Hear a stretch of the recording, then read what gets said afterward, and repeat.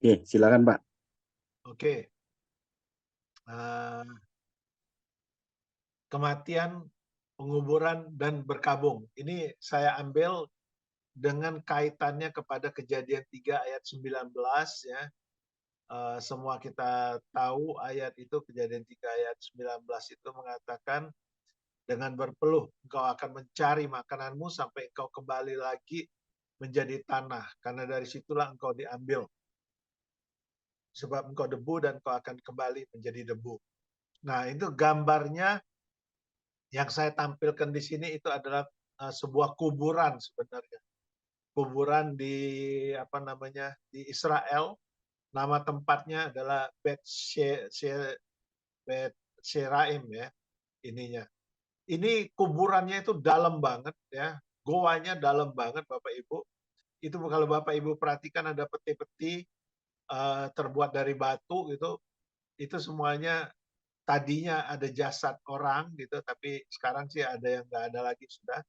Tapi kalau masuk ke dalam itu nggak ada bau bangke, nggak ada bau apapun juga.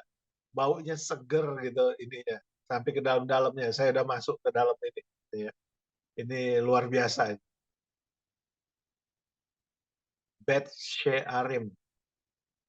Oke, kemudian slide yang kedua, tujuan mempelajari kematian, penguburan, dan berkabung adalah memahami konsep dunia orang mati. Nah ini penting ini ya, konsep dunia orang mati yang sangat penting kita ketahui agar kita memahami ritual penguburan yang bersesuaian dengan Alkitab.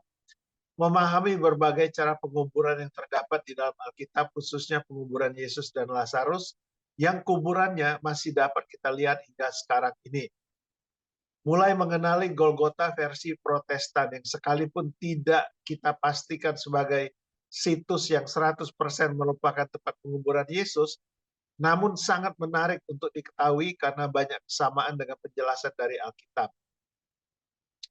Pokok pembahasan kita ada 7, renungannya nanti Bapak Ibu kerjakan atau baca sendiri saja ya. Pokok pembahasannya pertama dunia orang hidup dan dunia orang mati. Ini menurut saya penting ya. Yang sangat penting karena kalau kita tidak memahami ini nanti kita jadi ngaco-ngaco ya. Persiapan penguburan, berkabung dan budaya, ibadah penguburan, tempat penguburan dan peti, ya ini sekedar pengenalan aja sebenarnya. Ya. Tapi yang paling penting itu nomor 1 tadi. Ya. Oke, kita mulai dunia orang mati dan dunia orang hidup dan dunia orang mati.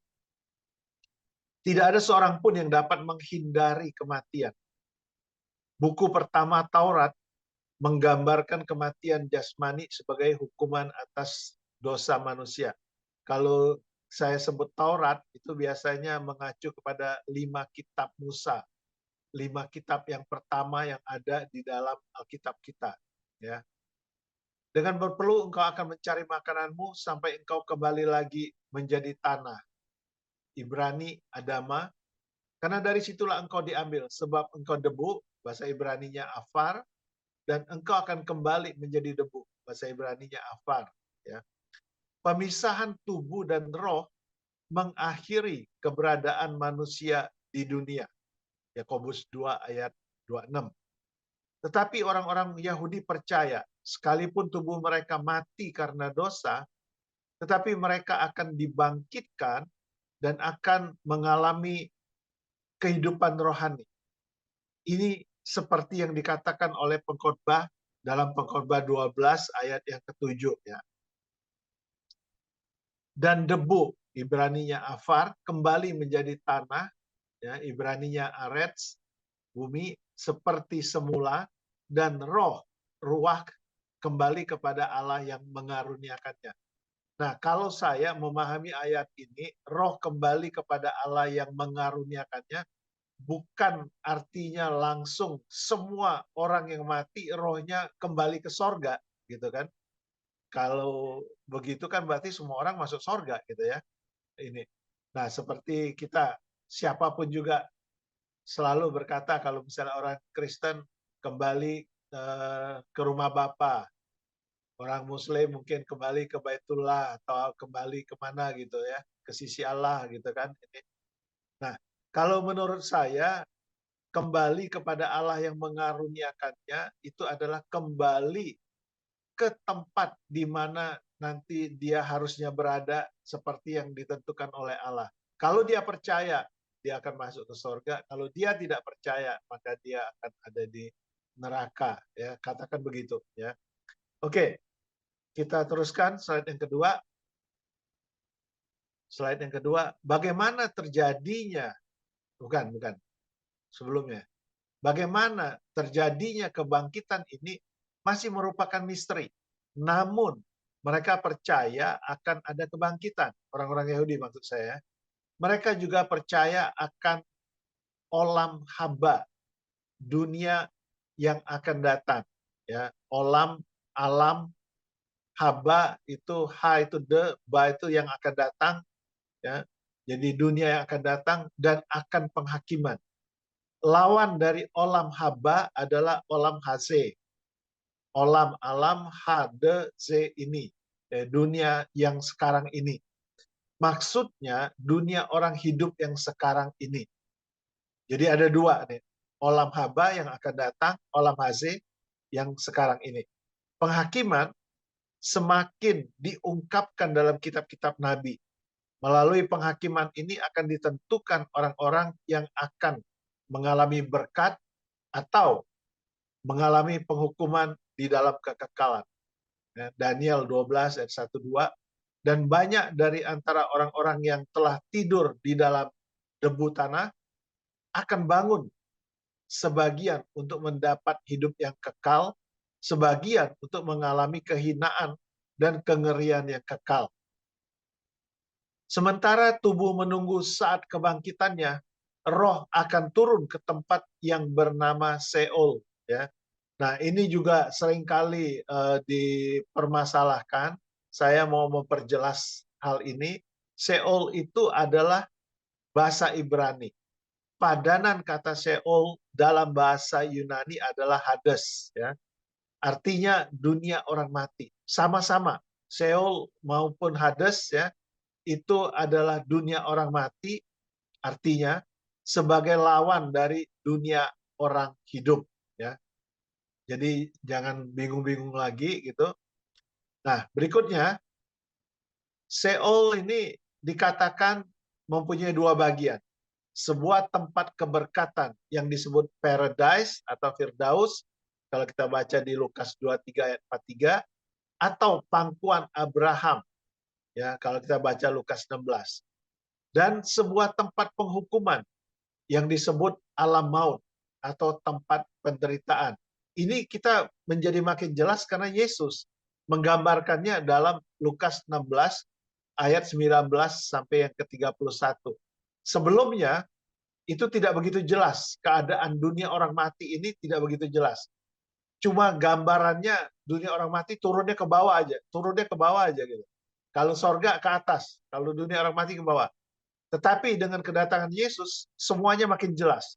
Itu adanya di Lukas 16 ayat 19 sampai 31. Kemudian ada istilah Gehinom.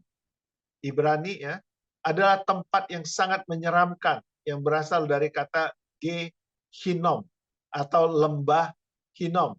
Atau ada juga ayat yang menyebutnya lembah Ben Hinom, lembah anak Hinom atau lembah Jahanam. Itu di dalam bahasa itu apa namanya Arabnya, Jahanam. Suatu lembah di sekitar Yerusalem, tempat pengorbanan manusia oleh bangsa kafir. Bapak Ibu ingat mungkin Dewa Molok ya, yang menerima korban persembahan bayi-bayi itu, dan tempat pembuangan sampah. Ya. Tempat ini sampai sekarang ini masih ada, cuman sudah tidak seserem dulu lagi ya, udah jadi taman, ada di Israel. Gehinom disebut juga Gehenna atau Gehenna dalam bahasa Yunani, yang diartikan sebagai neraka yang sesungguhnya, ya, atau disebut juga sebagai lautan api atau kematian yang kedua, ya, atau kematian yang kedua. Kita teruskan. Ada sebuah spot atau daerah terendah di Yerusalem namanya Valley of Hinnom atau Lembah Hinnom. bahkan di barat dikenal dengan sebutan hell atau neraka. Ceritanya, sebagaimana diceritakan oleh salah satu peneliti di sana kepada saya beberapa waktu lalu, ini saya terjemahan ya, bukannya saya ya di sini ya. Kembali ke 3.200 tahun silam, sebelum keturunan Yakub, di mana Yerusalem ketika itu masih dihuni oleh kaum pagan yang menyembah dewa api. Ini apa namanya? Linknya saya kasih di bawah. Nah, Bapak Ibu bisa masuk ke link itu, lihat ya, ada ceritanya itu. Mereka mengadakan upacara pengorbanan bayi di Valley of Hinnom, Lembah Hinnom, untuk menghormati sang dewa api atau Hinnom. Asal kata Aramaiknya adalah Gehenna, lalu jadi Gei Ben Hinnom, yang berarti api. Kemudian menjadi Gehinnom di dalam bahasa Ibrani dan menjadi Jahanam dalam bahasa Arab. Istilah tersebut bertemu dengan budaya barat yang menganggap kehidupan bawah tanah, underground, dikuasai oleh dewa Hellia, dewa api, yang akhirnya menjadi Hell alias neraka. Dan begitulah orang Israel memperkenalkan Valley of Hinnom dalam bahasa Inggris, yaitu Hell. Nah, ini sekitar cerita aja tentang lembah ini. Menarik. Lembahnya sendiri itu masih ada sampai detik ini di Yerusalem. Ya, itu slide berikutnya. Bapak Ibu bisa lihat ya, bagian yang hijau itu ada lembah Kidron, ya. Kemudian yang bagian yang kanan, yang bagian hijau itu yang kanan itu lembah Kidron. Di bagian bawah itu lembah Hinnom, sama yang sebelah kiri itu lembah Hinnom. Jadi kalau kita ke Israel, kita ke Kota Tua, nanti biasanya kita akan lewat di situ, ya. Nah, ini gambar berikutnya itu saya ambilkan fotonya, ya, fotonya Bapak Ibu bisa lihat. Nah, itu sekilas kalau kita lewat di situ ada lembah gitu. Jadi lembahnya sudah tidak seseram dulu. Dulu tempat pembuangan sampah, tempat pembakaran bayi-bayi gitu, ya, yang dikorbankan. Nah, sekarang sudah hijau, bagus gitu ininya, ya. Nah, kemudian kita lihat Bapak Ibu gambaran apa yang sudah saya jelaskan tadi, ya. Ada Olam HC, dunia yang ini. Lawannya di sebelah kanan adalah Olam Haba, dunia yang akan datang, ya. Olam HC ini adalah dunia yang ini, sama juga dengan artinya dunia orang yang hidup. Di bagian bawahnya, lawannya adalah dunia orang mati. Ya, dunia orang mati. Nah, dunia orang mati ini ada yang namanya Tartarus, gua gelap. 2 Petrus 2 ayat 4 sampai apa namanya? 2 Petrus 2 ayat 4 dan Yudas 6. Kemudian ada tempat penderitaan. Nah, ini Bapak Ibu mesti baca Lukas 16 ayat 19 sampai 31 ya. Saya nggak jelaskan ini detail gitu ya. Bapak Ibu baca aja, nanti kalau ada pertanyaan silakan tanya di grup ya. Tempat penderitaan atau juga disebut alam maut. Ini Yesus yang cerita. Kemudian ada jurang yang tidak terseberangi. Kemudian ada Firdaus atau pangkuan Abraham. Lukas 23 ayat yang ke-43 ya. Kemudian ada lagi yang namanya abis atau jurang maut. Wahyu 9 ayat 15. Jadi ada berapa tempat tuh? 1, 2, 3, 4, 5 ya. Ada 5 tempat atau 5 ruangan. Seperti itu bayangkan ya. Di bagian dunia orang mati itu atau Seol atau Hades ya. Itu ada 5 ruangan.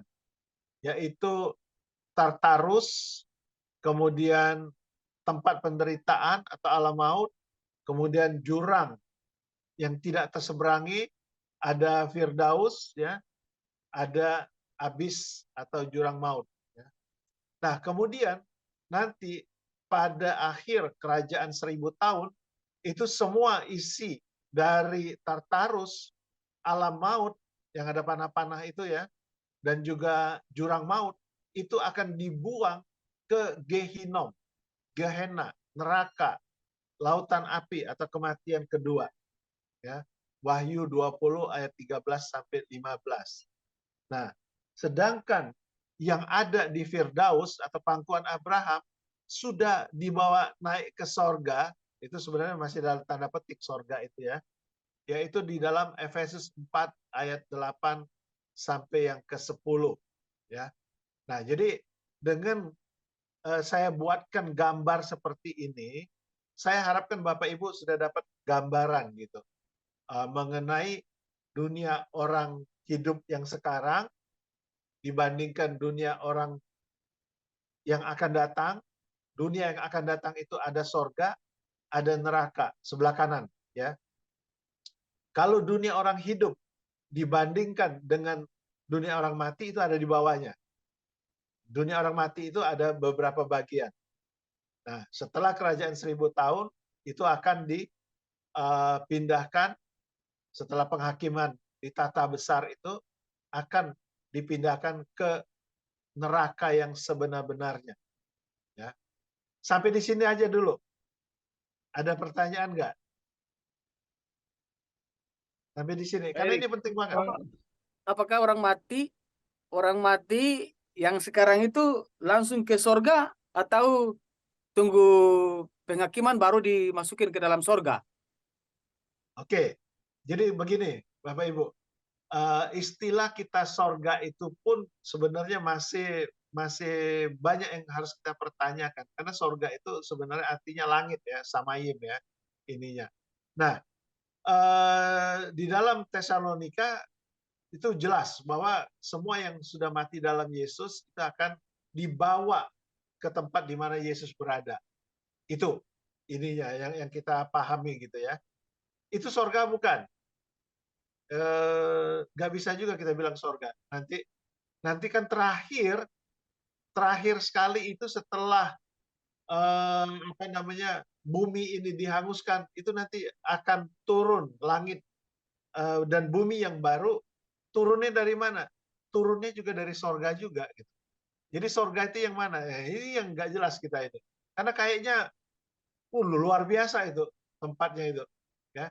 Nah, tetapi yang pasti adalah saya bisa katakan siapa yang sekarang ini mati dalam Yesus akan dikumpulkan bersama-sama Yesus di sana, di tempatnya itu. Ya. Dulu waktu saya mendengarkan kesaksian Bapak Yusuf Roni itu, dia pernah diangkat ke sorga. Ya, tetapi itu semacam kayak ruangan aja di mana semua orang percaya berkumpul. Ya, berkumpul. Dia ketemu Petrus, dia ketemu Paulus, dia ketemu rasul-rasul, itu bisa langsung saling kenal ininya. Ya, walaupun dia baru datang, dia langsung kenal ini si ini, ya, ini ya. Dulu dia pernah bersaksi demikian, ya. Ini luar biasa gitu ininya. Ya. Nah, itulah tempat itu bisa juga sudah kita sebut sorga, ya. Tetapi apakah sorga yang benar-benar nanti kita akan tinggal selama-lamanya bersama dengan Bapa di sorga itu, saya pikir mesti ada pengkajian lagi gitu. Ya, Kalau orang begitu Pak. yang mati di luar Tuhan, itu apakah sudah di neraka bagaimana? Soalnya belum ada penghakiman kan? Belum ada Belum, ketuk belum, palu. belum, Iya. belum. Mereka masih ada di tempat penderitaan atau alam maut. Itu yang bagian kedua dari kiri.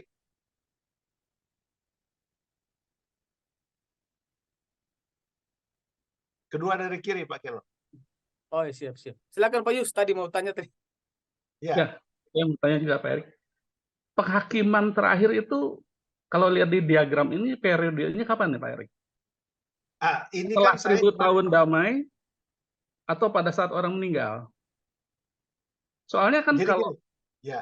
Ya, silakan. begitu orang meninggal di situ kan masuk masing-masing langsung masuk kotak. Pilih dari kelima itu salah satu kan. Ikut Yesus masuk ke Firdaus pangkuan Abraham. Nanti Ya, kan kalau tadi ayat ada menyebutkan juga orang yang sudah tidur di tanah dibangkitkan untuk menghadapi penghakiman terakhir gitu kan. Itu ya, baru ke surga kekal atau ke neraka kekal gitu kan Pak Erik ya. ya, Jadi ya. dalam pengertian saya ada dua kali penghakiman. Penghakiman apa dan penghakiman apa? Pada saat orang meninggal, siapa masuk ke kotak apa itu? Dari lima ini kan kita nggak tahu masuk ke kotak mana gitu. Jadi gini, Itu pasti ada kita satu ujian di situ kan. Si A layak ke kotak Pangkuan Abraham, si B, wah dia harus ke Tartarus gitu kan, atau ke Abis. Itu berarti ada ujian atau penghakiman juga di situ. eh, belum. Jadi gini Pak, baru roh itu kan harus ditempatkan kan, tadi kan di pengkhotbah tadi kan, roh itu harus ditempatkan. Di mana ditempatkannya? Nah, orang yang tidak percaya kepada Tuhan itu kan digambar itu kan salibnya ada 3 kan Pak. Kebetulan di sini itu bagus itu ya. Yesus dengan satu orang yang disalibkan itu yang tidak percaya dan satu lagi yang percaya. Nah, yang tidak percaya ini dia pasti akan masuknya ke tempat penderitaan atau alam maut ya, karena dia tidak percaya kepada Tuhan ya. Itu sebenarnya adalah tempat untuk sementara saja. Tetapi sudah, kalau kita baca di Lukas itu sudah ada penderitaan di sana, Pak. Sudah ada penderitaan di sana ya. Tetapi penghakimannya sendiri belum ya, tetapi sudah dimasukkan di sana gitu.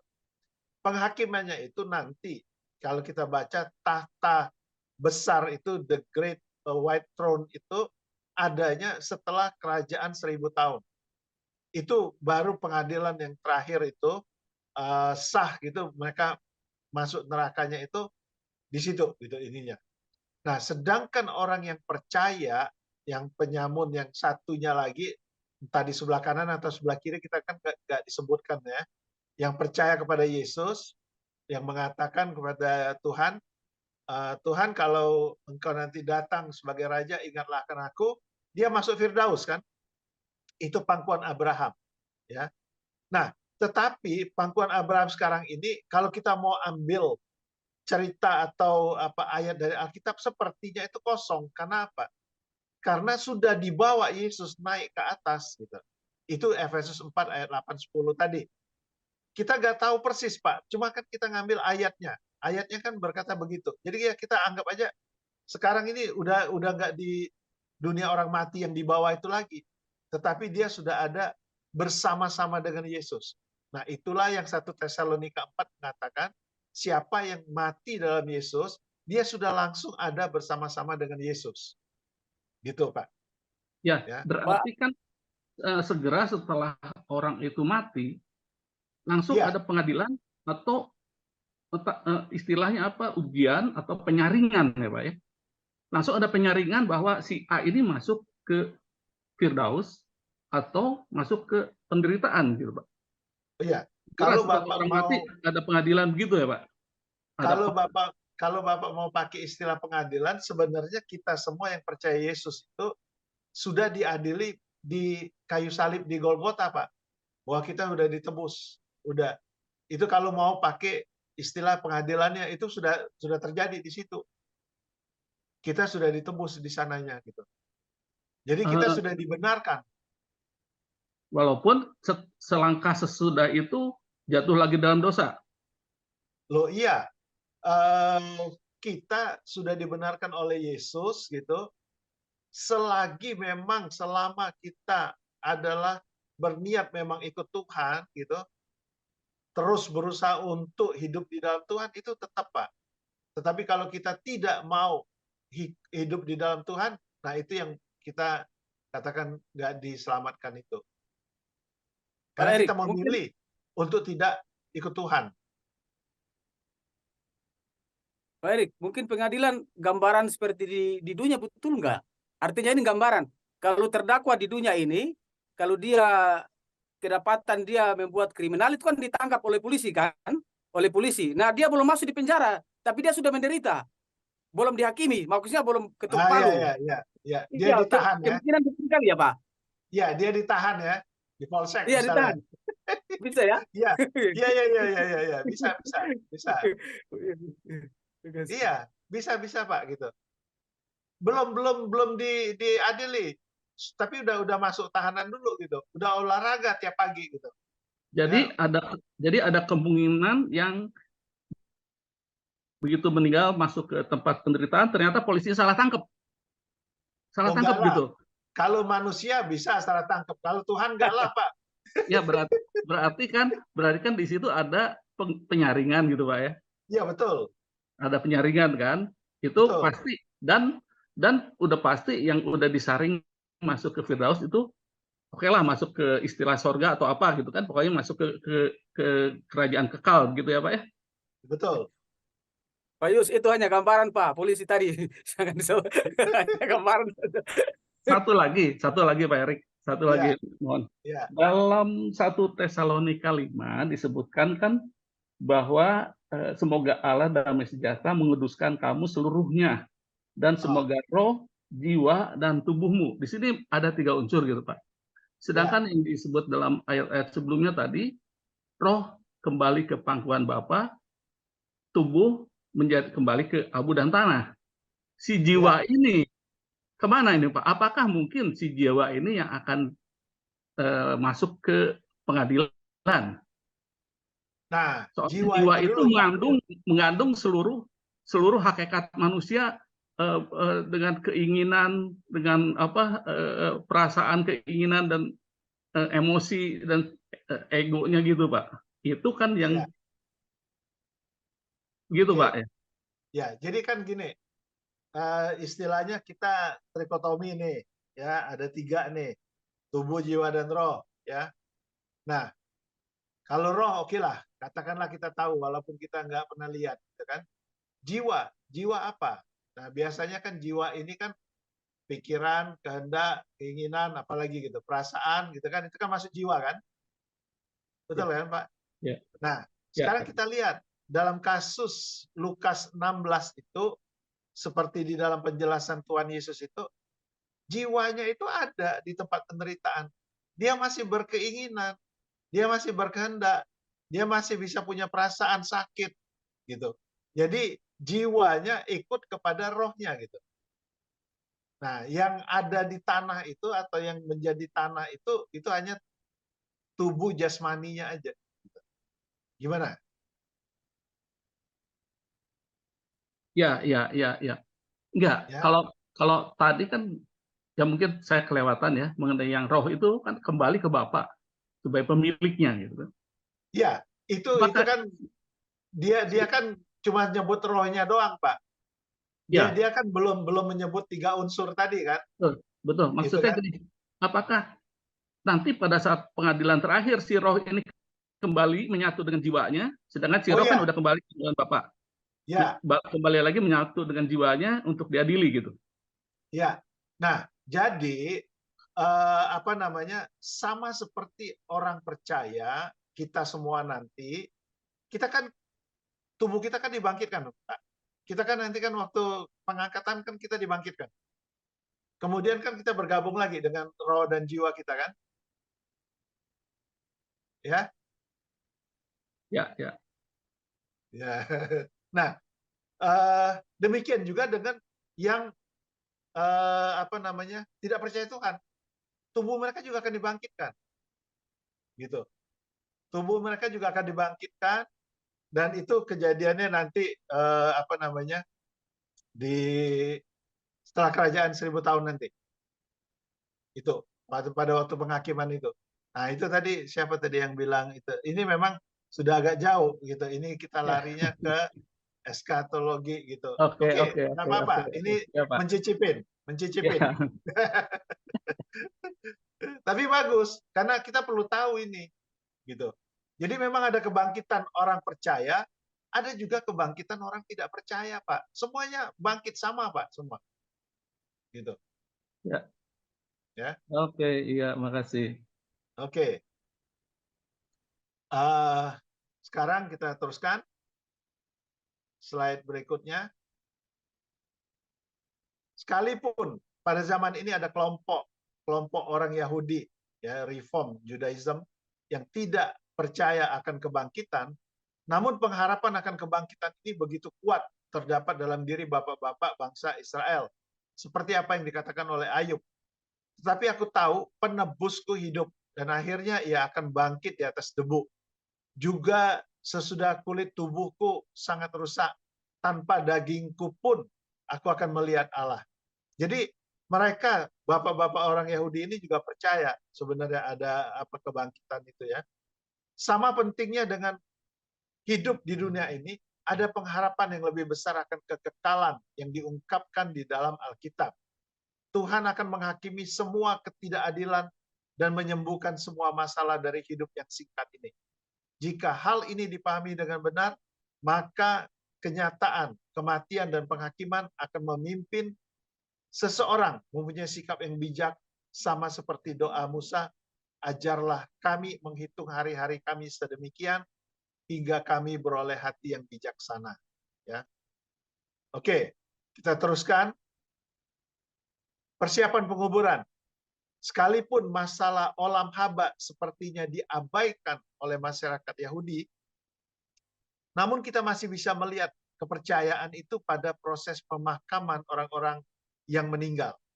Sama seperti kehidupan dihargai, demikian juga orang yang telah meninggal dihargai. Tubuh yang meninggal dianggap sebagai tempat bagi roh dan harus dimakamkan selayaknya. Jadi mereka juga sangat menghormati juga proses-proses pemakaman. Ya. Yahudi Ortodoks memakamkan jasad berikutnya. Yahudi Ortodoks memakamkan jasad orang yang meninggal secepat mungkin. Hal ini bisa kita baca dalam hal kematian Ananias dan Safira. Lalu datanglah beberapa orang muda, mereka mengapani mayat itu, mengusungnya keluar dan pergi menguburnya. Langsung segera gitu ya. Lalu rebalah perempuan itu seketika itu juga di depan kaki Petrus dan putuslah nyawanya. Ketika orang-orang muda itu masuk, mereka mendapati dia sudah mati. Lalu mereka mengusungnya keluar dan menguburnya di samping suaminya. Jadi cepat sekali gitu penguburannya gitu. Kenapa? Ya ini memang tradisi mereka. Karena ayat Kejadian 3:19 itu akhirnya mereka menguburkan secepatnya gitu. Kalau saudara kita yang Muslim juga sama, mereka akan secepatnya, tapi alasannya mungkin berbeda gitu, ya. Sedikit berbeda. Setahu saya karena mereka mempunyai iman bahwa di kuburan itu sudah ada malaikat Tuhan yang akan menanyai mereka, ya, yang meninggal ini. Jadi mereka harus cepat-cepat ke sana gitu. Ya, coba nanti Bapak Ibu bisa cari tahu lagi tentang ini. Ya, menarik aja untuk kita ketahui gitu ya. Kalau kita orang Kristen, kita tidak mempunyai paham seperti itu. Kadang-kadang bisa berhari-hari gitu. Sampai mungkin semua anak-anaknya, keluarganya datang semua baru nanti dikuburkan gitu ya. Nah, proses pembalsaman pada umumnya tidak diperkenankan. Karena proses itu akan menarik darah. Pemberian rempah-rempah atau minyak wangi biasa dilakukan. Mereka mengambil mayat Yesus, mengapaninya dengan kain lenan, dan membubuhinya dengan rempah-rempah menurut adat orang Yahudi bila menguburkan mayat.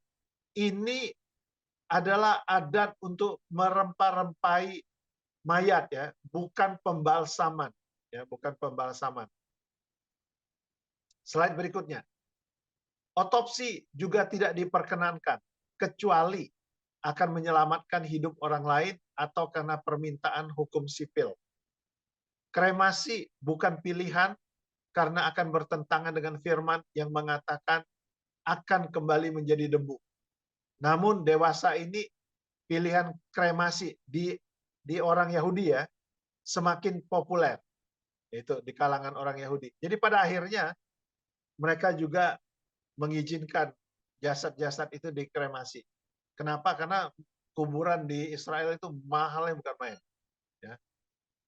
Alkitab mencatat Raja Saul dan anak-anaknya yang jasadnya dibakar. Kemudian tulang-tulangnya dikuburkan di bawah pohon tamariska. Ayatnya 1 Samuel 31 ayat 11 sampai 13. Nanti Bapak Ibu baca sendiri ya. Kemudian saya teruskan. Jasad yang meninggal dimandikan dan dibersihkan. Lalu dipakaikan jubah atau kain kapan putih yang disebut tahrihim. Ya, tahrihim. Jubah ini meniru baju imam yang dikenakan di bait suci.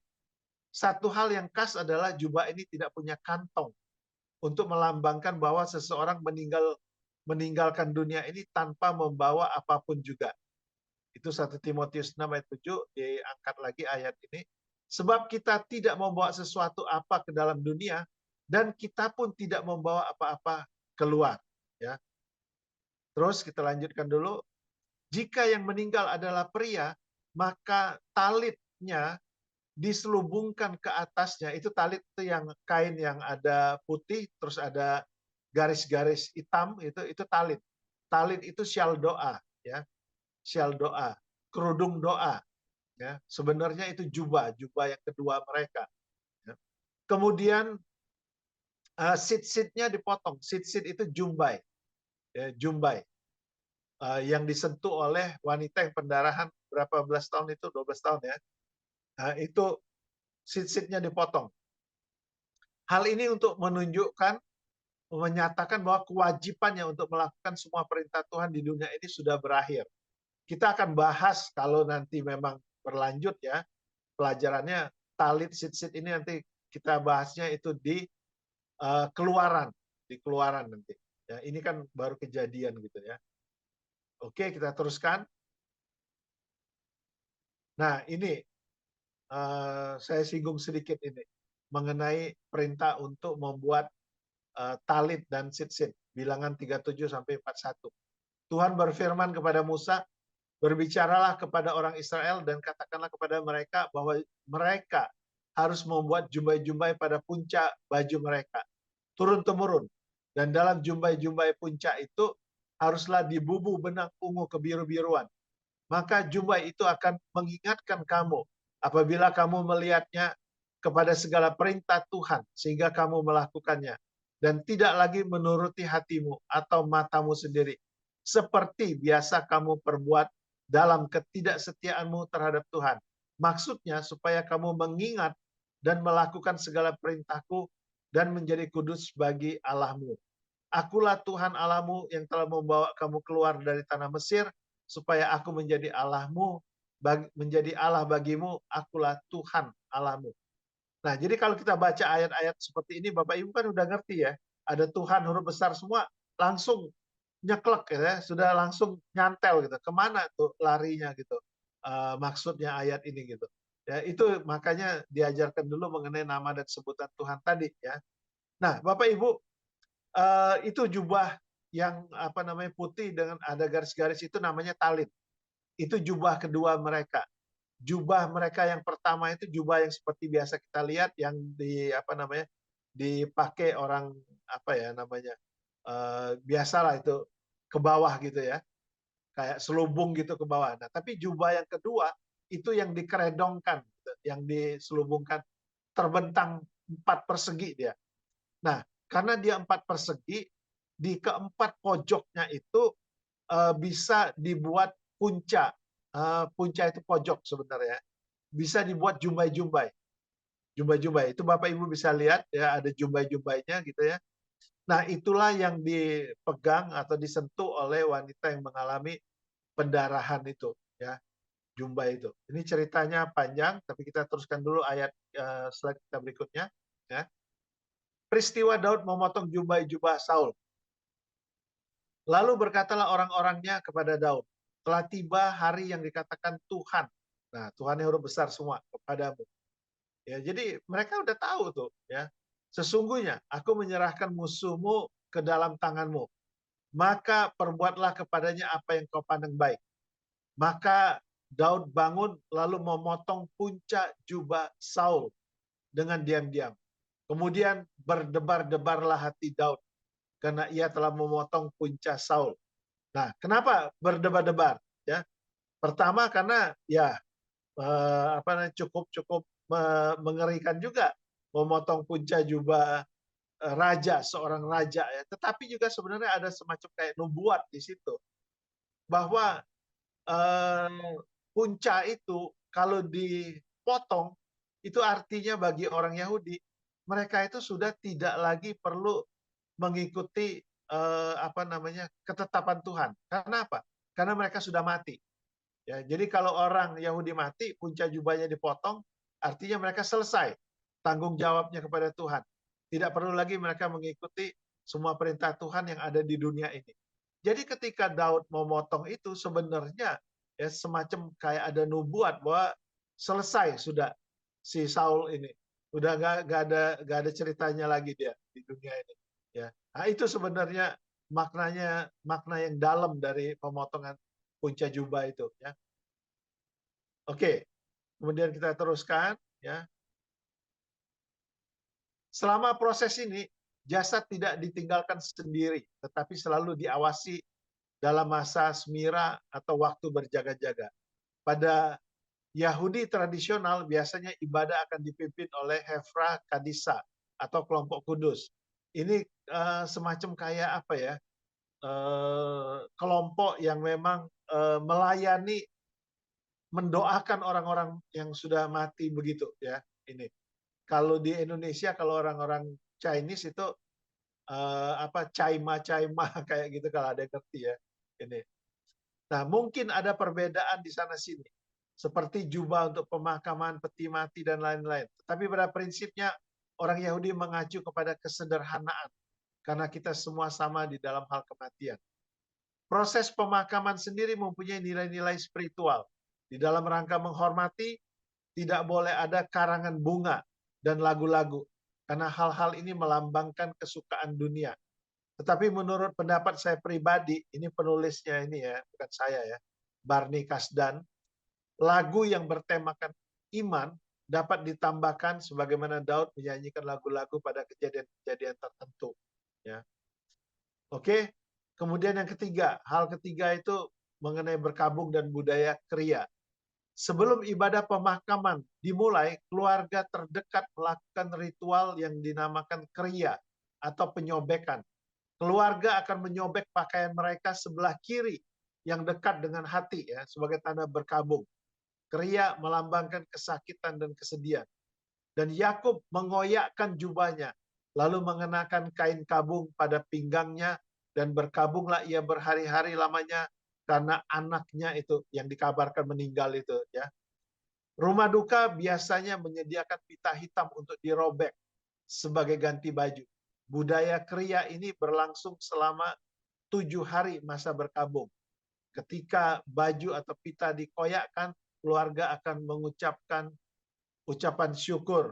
Ya, ucapan syukurnya itu berikutnya. Baruk atah Adonai Elohenu melek haolam dayan haemet amen. Nah, Adonai itu di dalam tulisannya itu YHWH. Ya. Terpujilah engkau Tuhan Allah kami, Raja semesta alam, Hakim yang benar. Amin. Ya. Kemudian kita masuk ibadah penguburan. Ya, ibadah penguburan. Rabi akan memimpin ibadah dengan doa-doa, mazmur dan bacaan-bacaan. Ibadah termasuk eulogi ya, yaitu kata-kata pujian terhadap almarhum atau almarhumah yang berfungsi sebagai pengingat akan kerja dan jasa-jasa almarhum atau almarhumah di dalam masyarakatnya. Di kuburan ada 10 orang laki-laki, minyan, yang menaikkan doa kadis. Doa ini bukan untuk almarhum, almarhumah, karena tidak ada satu kata pun tentang kematian. Namun kadis ini berisi peninggian Tuhan dan pengharapan kerajaannya. Dalam Yudaism, ya, minyan artinya perhitungan adalah angka quorum 10 orang dewasa Yahudi yang diperlukan untuk sahnya suatu kewajiban agama tertentu ya, seperti doa bersama. Nah, akhirnya minyan ini dikenal juga sebagai ibadah berdoa bersama. Dalam aliran Yudaism yang lebih tradisional, hanya laki-laki berusia 13 tahun ke atas yang dapat dianggap sebagai minyan. Di aliran yang lebih liberal, non-ortodoks, perempuan juga dapat diperhitungkan. Nah, ini penting Bapak Ibu ya. Sepertinya di dalam kaitan minyan inilah Yesus mengatakan, sebab di mana 2 atau 3 orang berkumpul dalam namaku, di situ aku ada di tengah-tengah mereka. Matius 18 ayat 20. Kita sudah akrab dengan ayat ini. Sebab di mana 2 atau 3 orang berkumpul dalam namaku, di situ aku ada di tengah-tengah mereka. Nah, mungkin kalau Bapak Ibu teliti gitu ya, Bapak Ibu mungkin akan mempertanyakan, loh, kalau satu aja apa Yesus tidak ada di kita, tidak menyertai kita gitu. Nah, ini kalau menurut saya ini Tuhan sedang menanggapi minyannya orang-orang Yahudi. Ya, jadi ada banyak sekali hal-hal yang dibuat oleh rabi-rabi Yahudi itu yang tidak sesuai dengan Alkitab gitu. Nah, itu diluruskan oleh Tuhan Yesus. Diluruskan gitu. Ya, ada banyak mengenai Sabat, banyak hal-hal yang aneh-aneh ya. Mengenai doa juga ini ada kita ketemu minyan. Harus ada 10 orang dan itu baru sah doanya. Baru diterima oleh Tuhan 10 ya, dan itu laki-laki yang sudah berusia 13 tahun ke atas gitu. Saya waktu itu pergi ke Hebron ya, ke Goa Makpela, dan di sana juga ada kepercayaan yang aneh gitu. Mereka mengatakan semua doa orang Yahudi di seluruh dunia itu masuknya ke Goa Makpela dulu. Ke Goa Makpela dulu. Karena di sana ada Abraham, Ishak dan Yakub ya. Masuk ke sana baru nanti pergi ke Tuhan. Aneh kan itu. Nah, itulah hal-hal seperti ini yang Tuhan Yesus dobrak gitu. Tuhan Yesus luruskan gitu. Termasuk minyan. Nah, jadi Yesus menjelaskan di sini. Sebenarnya tidak cukup 10. Nah, mungkin Bapak Ibu juga tanya juga gitu. 10 dari mana dapat angka 10?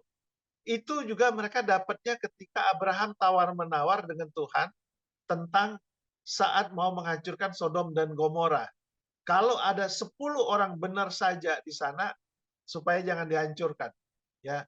Nah, angka 10 itu kemudian mereka ambil sebagai ketentuan satu komunitas, angka 10 itu. Nah, sehingga itu menjadi ketetapan juga angka quorum kalau mereka doa. Itu baru sah kalau ada 10 orang. Ya. Kalau tidak, itu tidak sah. Doanya nggak sampai ke Tuhan. Nah, Tuhan benerin. Tuhan Yesus benerin. 2 atau 3 orang berkumpul dalam namaku, di situ aku ada di tengah-tengah mereka. Ya. Kenapa 2 dan 3? Ya, karena ini kan bicara kumpulan. Kalau satu kan bukan kumpulan namanya. Ini bicara kumpulan, makanya Tuhan mulai dengan angka kumpulan paling kecil 2. 2 atau 3 orang saja kumpul, Yesus sudah hadir di situ. Nah, ini sebenarnya kalau kita mau melihat suatu keilahian dari Yesus juga kita bisa lihat di sini gitu.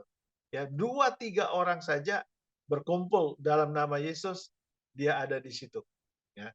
Nah, jadi Bapak Ibu sekarang nangkep ya soal minyan dan soal ayat Matius 18 ayat 20 ini. Arahnya kemana? Kalau kita sendiri, tetap aja Tuhan menyertai kita sesuai dengan janjinya dalam Markus 16 ya.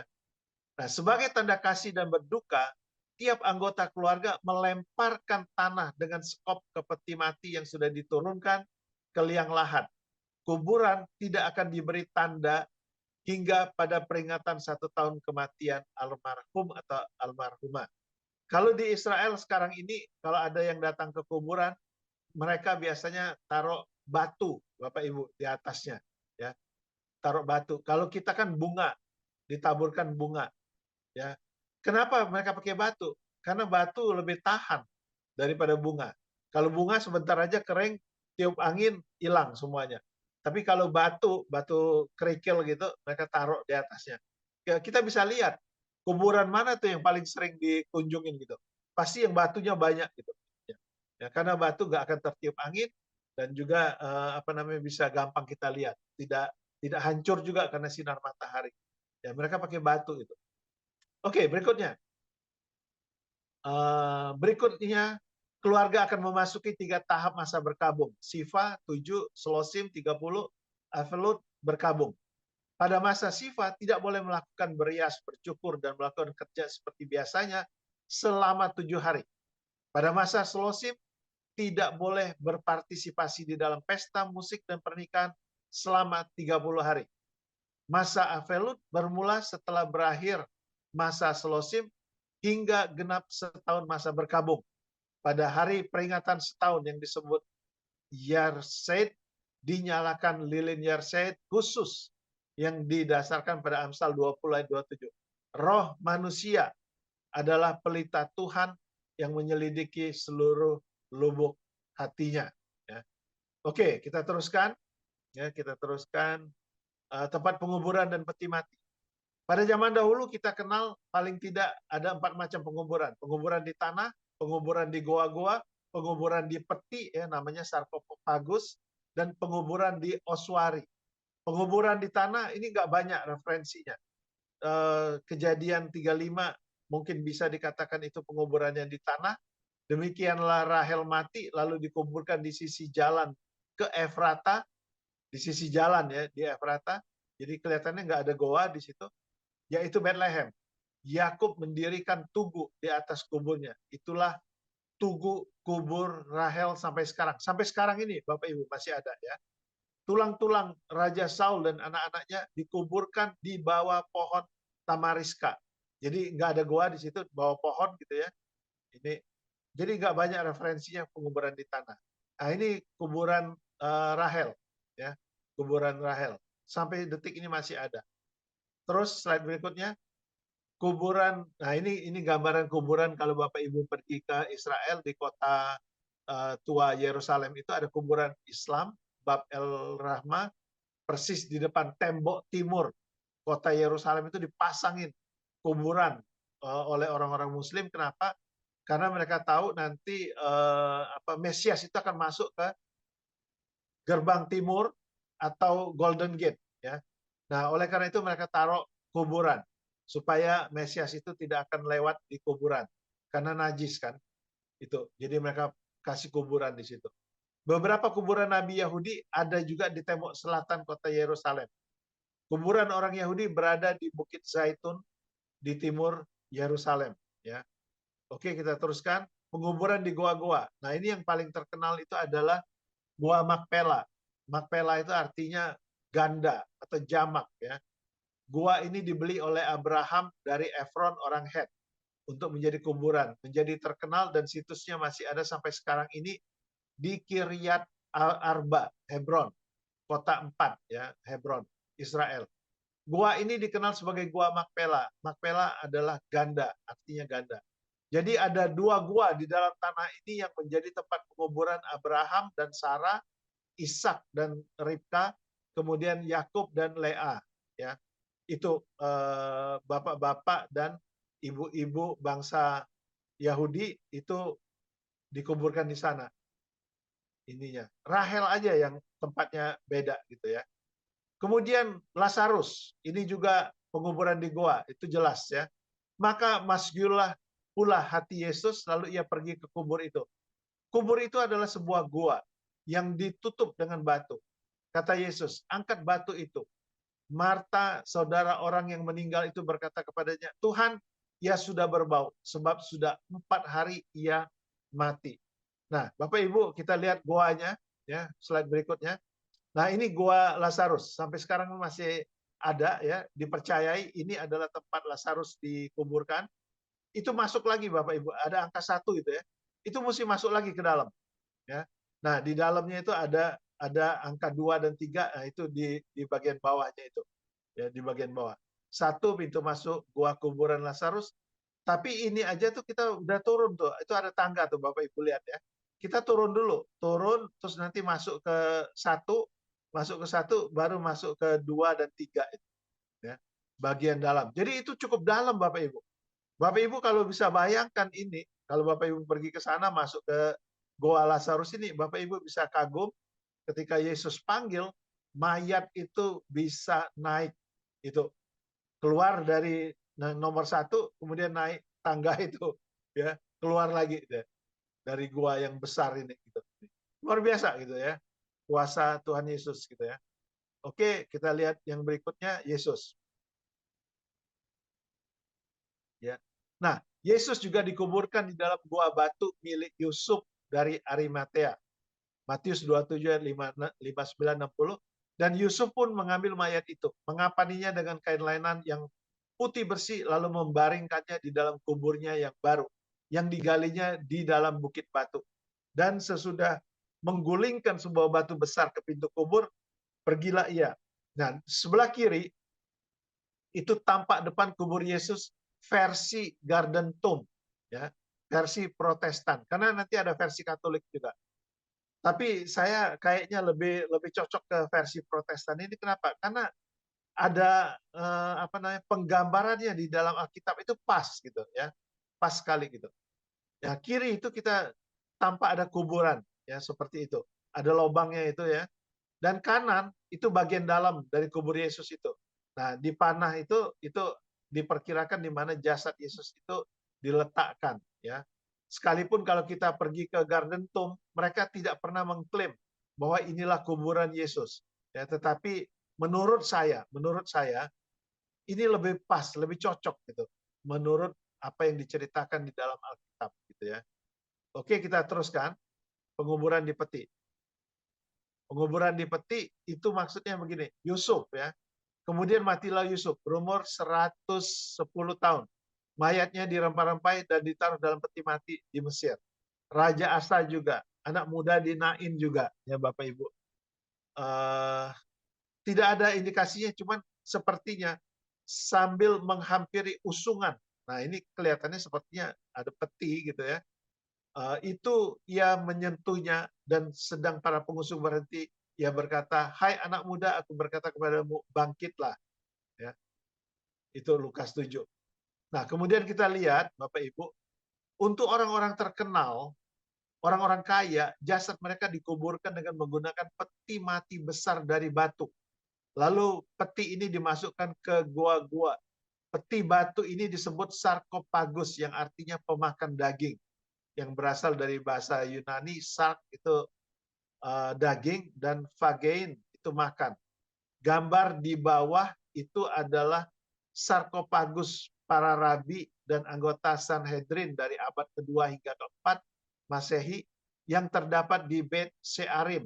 Ya, tadi saya sudah bilang di awal tadi ya, di kota Tifon yang terdapat pada perjalanan Haifa ke Nazaret. Kalau di Eropa, gua-gua seperti ini disebut sebagai katakom. Ya, katakom. Oke, kita teruskan. Penguburan di Oswari. Nah, dalam kasus di bawah ini ada kemungkinan menguburkan di sini adalah penguburan kedua dalam budaya Yahudi, karena orang itu bebas berkomunikasi dengan orang lain yang tidak akan terjadi. Saya jelasin begini Bapak Ibu. Orang Yahudi dikuburkan dulu di goa, ya. Sesudah setahun itu nanti tinggal tulangnya aja. Tulangnya ini kemudian dimasukkan di dalam satu kota batu atau tanah yang namanya oswari. Inilah yang disebut sebagai penguburan kedua. Kalau penguburan pertama gitu, orang itu nggak boleh ngomong. Mereka ada dalam masa berkabung. Tetapi di dalam penguburan yang kedua, yang dimasukkan tulang belulang di dalam oswari ini, itu mereka masih boleh ngomong gitu. Nggak ada larangan untuk berkabung, itu nggak ada. Makanya peristiwa Matius 8 ayat 21 ini diperkirakan adalah menguburkan dalam pengertian menguburkan di kota Oswari. Seorang lain, yaitu salah seorang muridnya berkata kepadanya, "Tuhan, izinkanlah aku pergi dahulu menguburkan ayahku." Nah, ini bukan penguburan yang pertama yang di goa itu, tapi kemungkinan besar adalah penguburan yang di Oswari. Setelah 1 tahun, tulang-tulangnya dipindahkan ke kota, itu yang dimaksudkan di sini. Ya, oke, kemudian kita teruskan.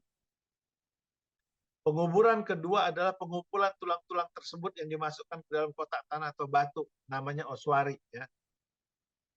Jika kita membaca ada kata dikumpulkan kepada nenek moyangnya, maka itu berarti dia dikuburkan pada kuburan atau goa yang sama dengan nenek moyangnya. Atau oswarinya diletakkan kepada kumpulan oswari dari nenek moyang yang lain.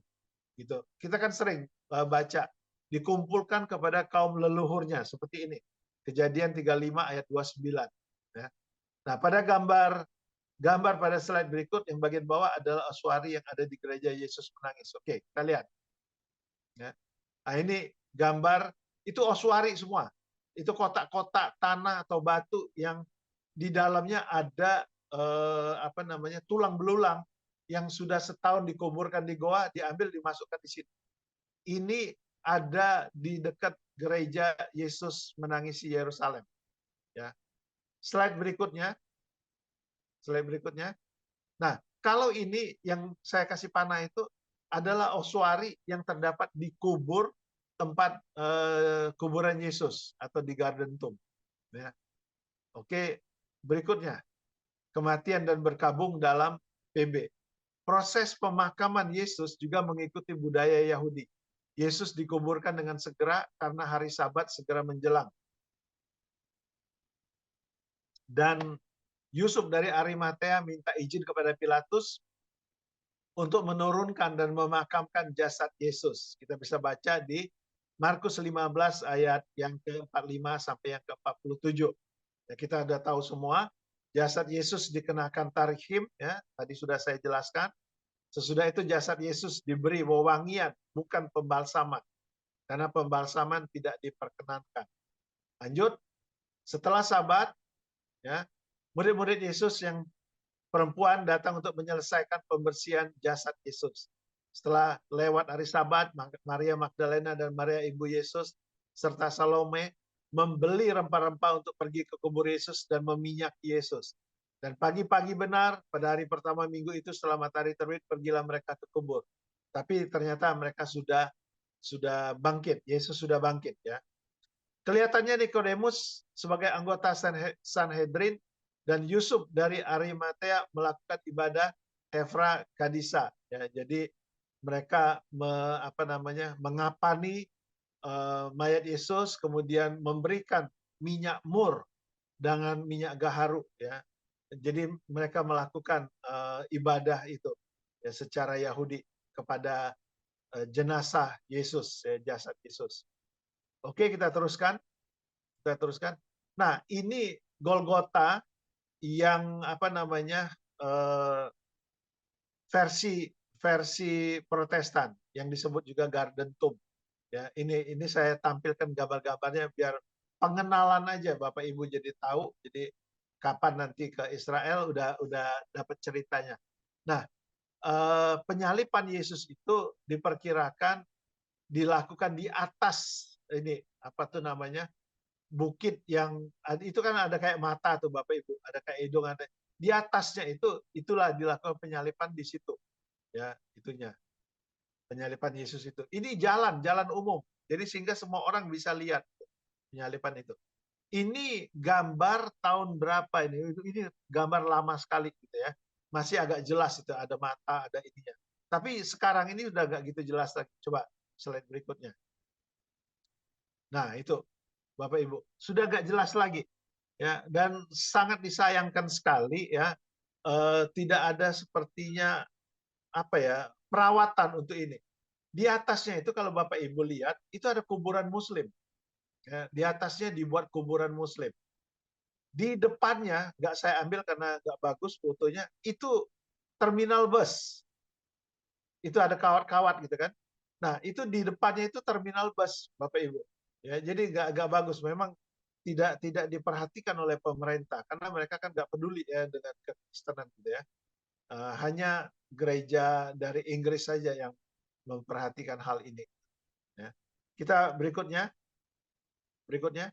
Nah ini adalah tidak jauh dari Bukit Golgota yang tadi, ya, yang ada gambar tengkorak ini, tidak jauh, mungkin beberapa puluh langkah gitu, itu terdapat kuburan ini. Kuburan ini benar, ini bukan lukisan, ini tempat beneran, ya, tempat beneran. Terdapat kuburan yang seperti ini. Nah di dalamnya, slide berikutnya, di dalamnya. Nah di dalamnya itu ada kuburan seperti ini. Nah yang kuburan yang paling dalam itulah diperkirakan Yesus diletakkan di sana dan kemudian dia bangkit. Slide berikutnya, meninggalkan cuma pakaiannya saja. Ya, oke, kemudian renungan dari debu kembali menjadi debu, Bapak Ibu bisa baca sendiri nanti ya, saya nggak usah jelaskan di sini. Sampai di sini saya selesaikan, stop ya. Bapak Ibu yang mau bertanya silahkan. Silakan. Saya lihat chat dulu, kembali ke laptop. Ini. Ya. Oke. Pak, saya yang mau tanya, Pak. Ya. Ya. Kan tadi ada versi Protestan, versi Katolik begitu ya, Pak ya? Ya. Jadi kalau begitu yang sebenar-benarnya yang mana gitu? Karena saya pernah lihat juga tayangan kayak di YouTube gitu ya, ada ini kan, ada orang yang nunjukin kalau Yesus memikul salib, Kalau yang Protestan lewat jalan sini, kalau yang Katolik kayaknya beda atau gimana kayak gitu. Entah saya mungkin. Iya, iya. Jadi Tapi gini, yang paling bener yang mana gitu kalau sesuai sejarah harusnya gitu. susah kita ngomong yang paling benernya itu yang mana gitu ya. Karena yang versi Katolik, kalau kita lihat sekarang ya, kita lihat sekarang itu kita nggak akan lihat yang mana kuburannya gitu. Kenapa? Cuma altar aja, altar. Kita Terlalu nggak bagus lihat Pak ya. kuburan. Hah? Terlalu Iya, bagus. nggak kelihatan ini. Kalau kita mau lihat kuburannya, sebenarnya kita lihat kuburan yang lain, yang di sekitar situ ada. Cuma kita biasanya kalau dibawa oleh tour, guide di sana tuh nggak mau repot, Bapak Ibu. Ya, dia nggak akan tunjukin, karena akan buang waktu gitu. Ya, tapi sebenarnya tempat di mana Golgotanya Yesus itu juga sebuah bukit juga sebenarnya. Cuma sudah jadi gereja yang megah banget. Gitu. Sehingga untuk mengetahui bahwa itu memang sebuah bukit, kita harus masuk ke bawah gitu. Kita mesti jalan sendiri ke bawah, dan itu kita bisa temukan ada kuburan-kuburan atau goa-goa gitu yang dijadikan kuburan ya. Ada gitu di situ. Nah, hanya saja yang dikatakan kuburan Yesus itu sudah apa ya, udah berubah gitu. Udah berubah, kita nggak lihat bentuknya itu kayak goa itu nggak ada gitu. Bentuknya altar gitu, batu gitu ininya. Jadi sama sekali kita nggak ngebayangin gitu ininya bahwa itu adalah kuburan gitu. Itu sulitnya. Nah, sedangkan yang mengenai Golgota Katolik ini mulai abad ketiga itu sudah dikenal sebagai secara tradisi adalah kuburannya Yesus dari abad ketiga. Ya, jadi cukup lama dia, ya cukup lama. Nah, sedangkan yang versi Protestan ini baru ditemukan oleh seorang jenderal gitu ya. Sebenarnya bukan dia sih yang nemukannya juga ya. Sebelumnya juga sudah ada, tapi mungkin namanya baru terangkat lebih lagi setelah jenderal ini, namanya Jenderal Gordon gitu ya. Di tahun 1800 sekian, hampir masuk tahun 1900 gitu. Ketika dia duduk, dia lihat, loh, itu ada kayak Bukit Golgota gitu. Dan ternyata setelah ditelusurin lebih lanjut, ada taman, dan taman ini sepertinya milik orang kaya gitu. Kenapa? Karena ada tempat penyimpanan air yang luar biasa besar sekali. Hanya orang kaya yang punya hal seperti ini. Ada taman, ada tempat penyimpanan air, ada tempat pembuatan anggur, ya ada semua di situ gitu ini ya. Dan ada kuburannya gitu. Nah ini sehingga memberikan asosiasi Yusuf dari Arimatea itu kan orang kaya gitu ya. Kayaknya ini cocok sama ini. Dan kalau kita masuk ke kuburan yang ada itu ya, kelihatannya juga cocok gitu ya. Ada bisa tempat orang duduk di situ, ada tempat peratapannya ada gitu di situ. Jadi ada ruangan yang besar. Masih bisa kelihatan kuburannya masih ada. Ya, jadi yang hilang itu cuma penutupnya aja. Penutup yang besar batu besar itu yang hilang. Tetapi relnya itu masih ada. Rel untuk roda penutup itu masih ada. Jadi kalau kita lihat di kuburan atau di Golgota Protestan maupun kemudian di sebelahnya itu ada kuburan Yesus ya tanda kutip ini ya, itu lebih cocok gitu. Lebih kelihatan secara visual, kita bisa lihat apa yang dituliskan di Alkitab itu lebih enak kita pahami gitu.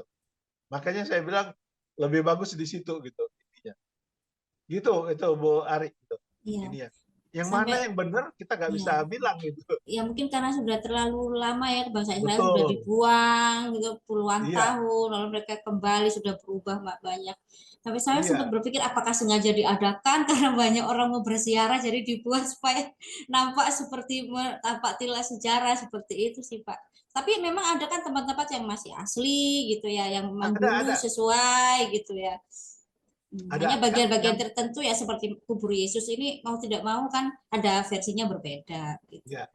Yang minggu lalu yang saya tunjukkan di mana Yesus membaca kitab Yesaya itu yang di Nazaret itu asli.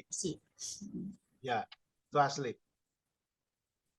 Masih apa namanya, lembah Harmagedon masih asli, cuman kan lembahnya kan beda kan, tapi kan Ya, tempatnya sudah kan berubah. ya cakep lah gitu lembahnya gitu.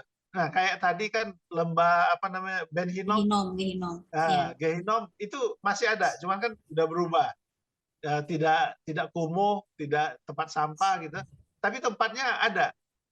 Terus tempat Yesus dibawa ke rumah imam besar Kayafas itu masih asli juga, gitu. Masih ada jalannya. Yesus dibawa ke rumah besar Imam Kayafas dari apa namanya Taman Getsemani itu juga masih ada asli, gitu.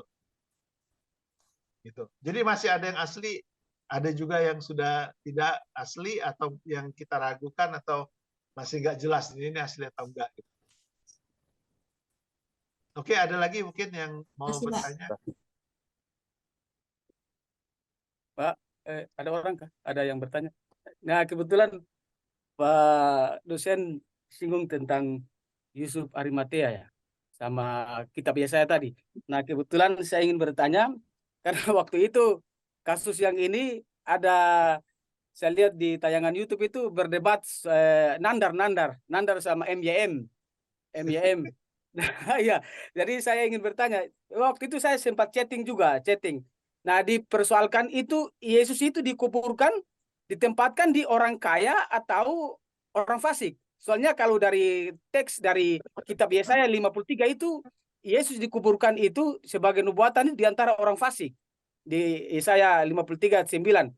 Lalu dalam perdebatan itu Pak MYM dia mengalih, dia kenapa nggak kasih jawaban itu. Lalu saya masuk waktu itu, saya waktu chatting. Bilang, ini apakah jawaban saya benar apa tidak, nanti Pak dosen yang itu. Bilang, Nandar, memang betul Yesus itu dikuburkan di orang kaya, orang kaya punya kuburan, yaitu Yusuf Arimatea. Nah, kenapa dikatakan di antara orang fasik? Karena kuburan orang kaya itu juga terisi orang fasik di dalam. Nah, jawaban saya seperti itu. Nah, bagaimana menurut pendapat Pak dosen? Terima kasih. Ya, gini, nanti saya mesti cek dulu. Ya, saya nggak mau salah, tapi saya selama ini memahami Yesaya 53 ayat 9 itu bukan soal kuburnya, tapi soal matinya di antara dua penjahat itu loh. Tapi begini Pak, di Yesaya 53 sini bukan orang penjahat, tapi ditempatkan di kubur yang punya kubur itu. Makanya saya bilang nanti saya cek dulu. Iya. Supaya nggak salah, nanti saya cek dulu. Iya.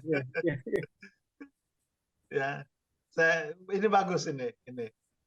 Karena itu kan penjahat, di dua penjahat kan, gitu. Ya. Yang Ausuari, Pak, apakah contoh sekarang ini misalnya ya orang dikremasi, setelah dikremasi itu kan ditaruh di apa namanya kotak atau di kendi ya gitu ya. Nah itu terus ditaruh di oasis biasa. Apakah itu ya sama ya dengan itu? Mirip, cuma kan kalau yang sekarang ini kan abunya, debunya kan. Nah kalau yang dulu itu tulangnya Pak, makanya kotaknya gede segini lah kira-kira. Gini. Kotaknya besar. Kalau yang abu saya nggak tahu ya, mungkin kecil ya, kecil mungkin ya, gitu. Cuma idenya mirip gitu. Iya. Pak, saya mau tanya boleh nggak Pak? Iya boleh. Pak, kalau tadi ngomong kremasi tadi, kalau orang Kristen itu emang boleh Pak dikremasi kayak gitu Pak, dibakar meninggalnya? Ya, jadi begini.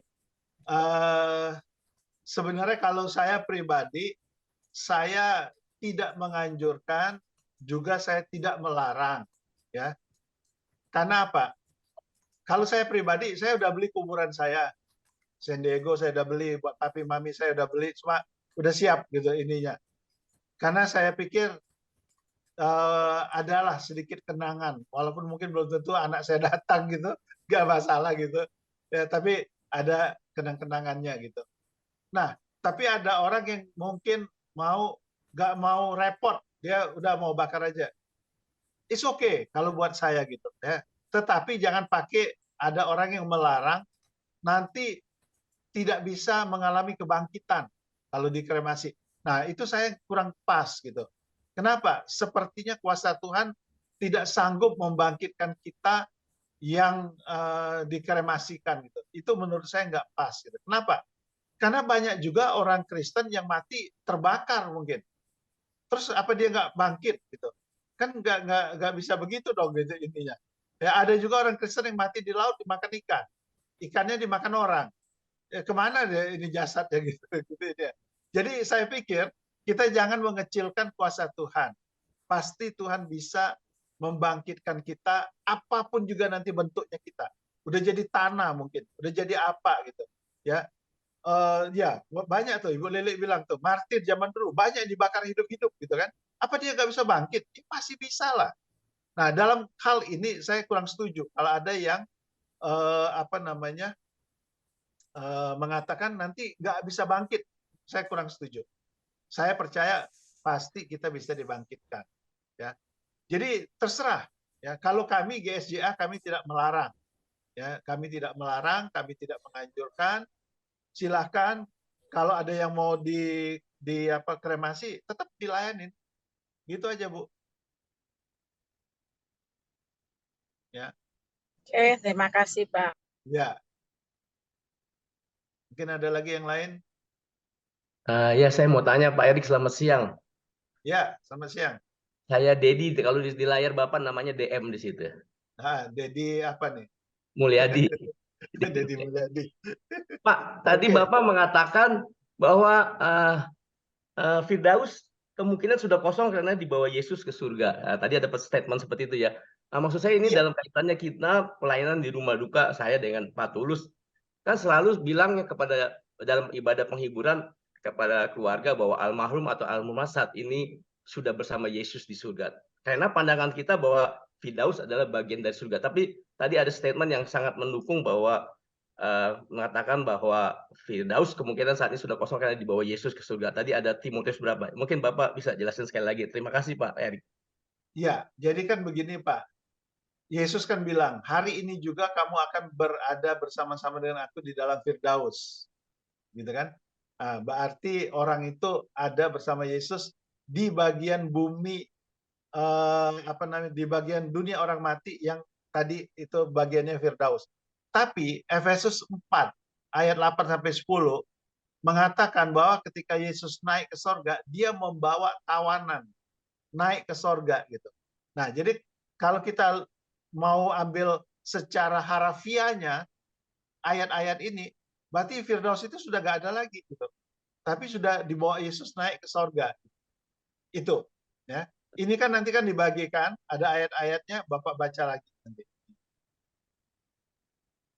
Jadi kalau Bapak bilang sudah bersama-sama dengan Yesus, betul. Itu ayatnya lain lagi, yaitu 1 Tesalonika 4. Betul Pak, nggak salah itu. Jadi gimana Pak, Dedi? Oke Pak, thank you Pak, sangat clear sekali Pak. Ya. Ya, menghilangkan keraguan-keraguan selama ini. Terima kasih Pak. Iya, iya. Oke, ada lagi tadi Pak, Efesus berapa Pak? Efesus berapa tadi Pak? Saya lupa catat. Efesus enggak, nanti ada di situ. Di materinya ada. Oke, baik. Ya, cuman kalau di Tesalonika nggak saya cantumin. Itu kan di Tesalonika 4 ya. Ini ayat 14.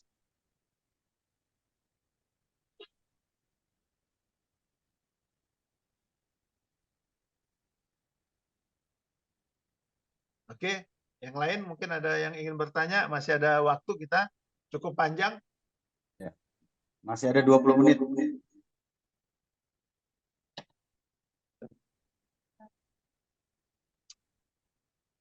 Kira-kira gimana Bapak Ibu? Apa yang saya ajarkan selama ini bisa bermanfaat gitu? Bisa memberikan pengertian yang diperlukan? Mantap Pak. Tim Manado nih belum nih. siapa ya? Valen, Donald, Kesia. Belum bertanya.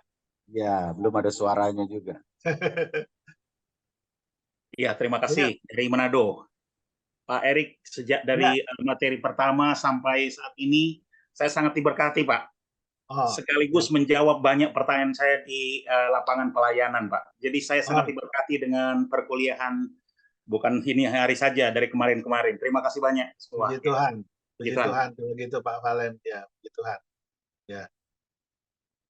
Oke, yang lain? Kalau memang nggak ada pertanyaan, kita bisa selesaikan. Kita bisa tutup. Kalau ada silakan, ya saya masih nunggu. Pak Erik, dari Meti Pak Erik.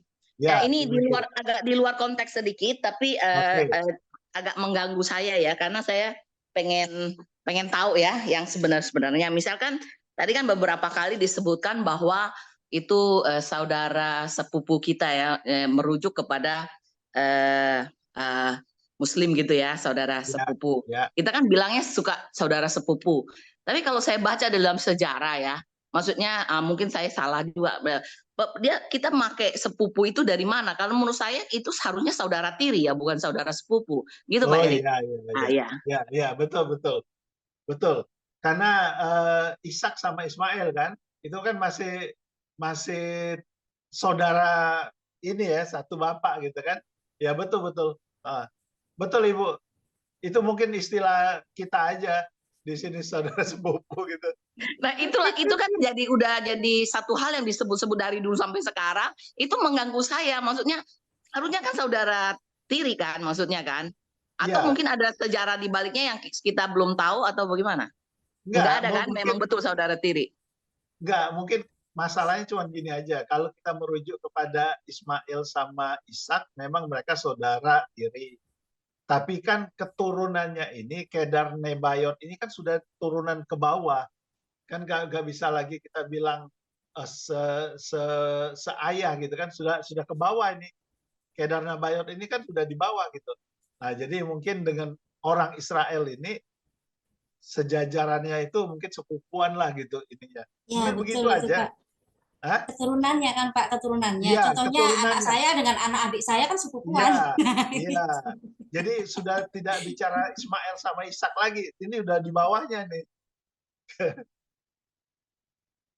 Oke, ya mengenai yang topik yang kita bahas juga Pak Erik, saya ada pertanyaan juga. Kalau yang kita pelajari ya, misalkan tadi kan Bapak bilang kalau Firdaus itu kosong. Karena Tuhan Yesus bawa dia ke sana.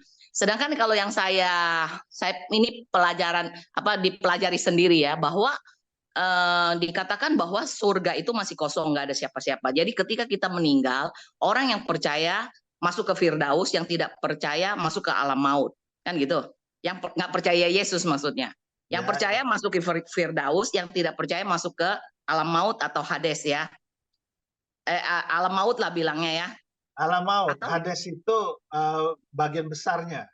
Alam maut ya. Nah, bukankah sementara kita masih di situ sampai penghakiman itu datang, maksudnya kedatangan Yesus yang kedua kali yang akan mengangkat kita dan orang-orang yang percaya yang masih tertinggal, yang belum meninggal ya, maksudnya tetapi hari penghakiman itu sudah datang, yang masih hidup dan maupun yang mati akan dibangkitkan bersama-sama masuk ke surga.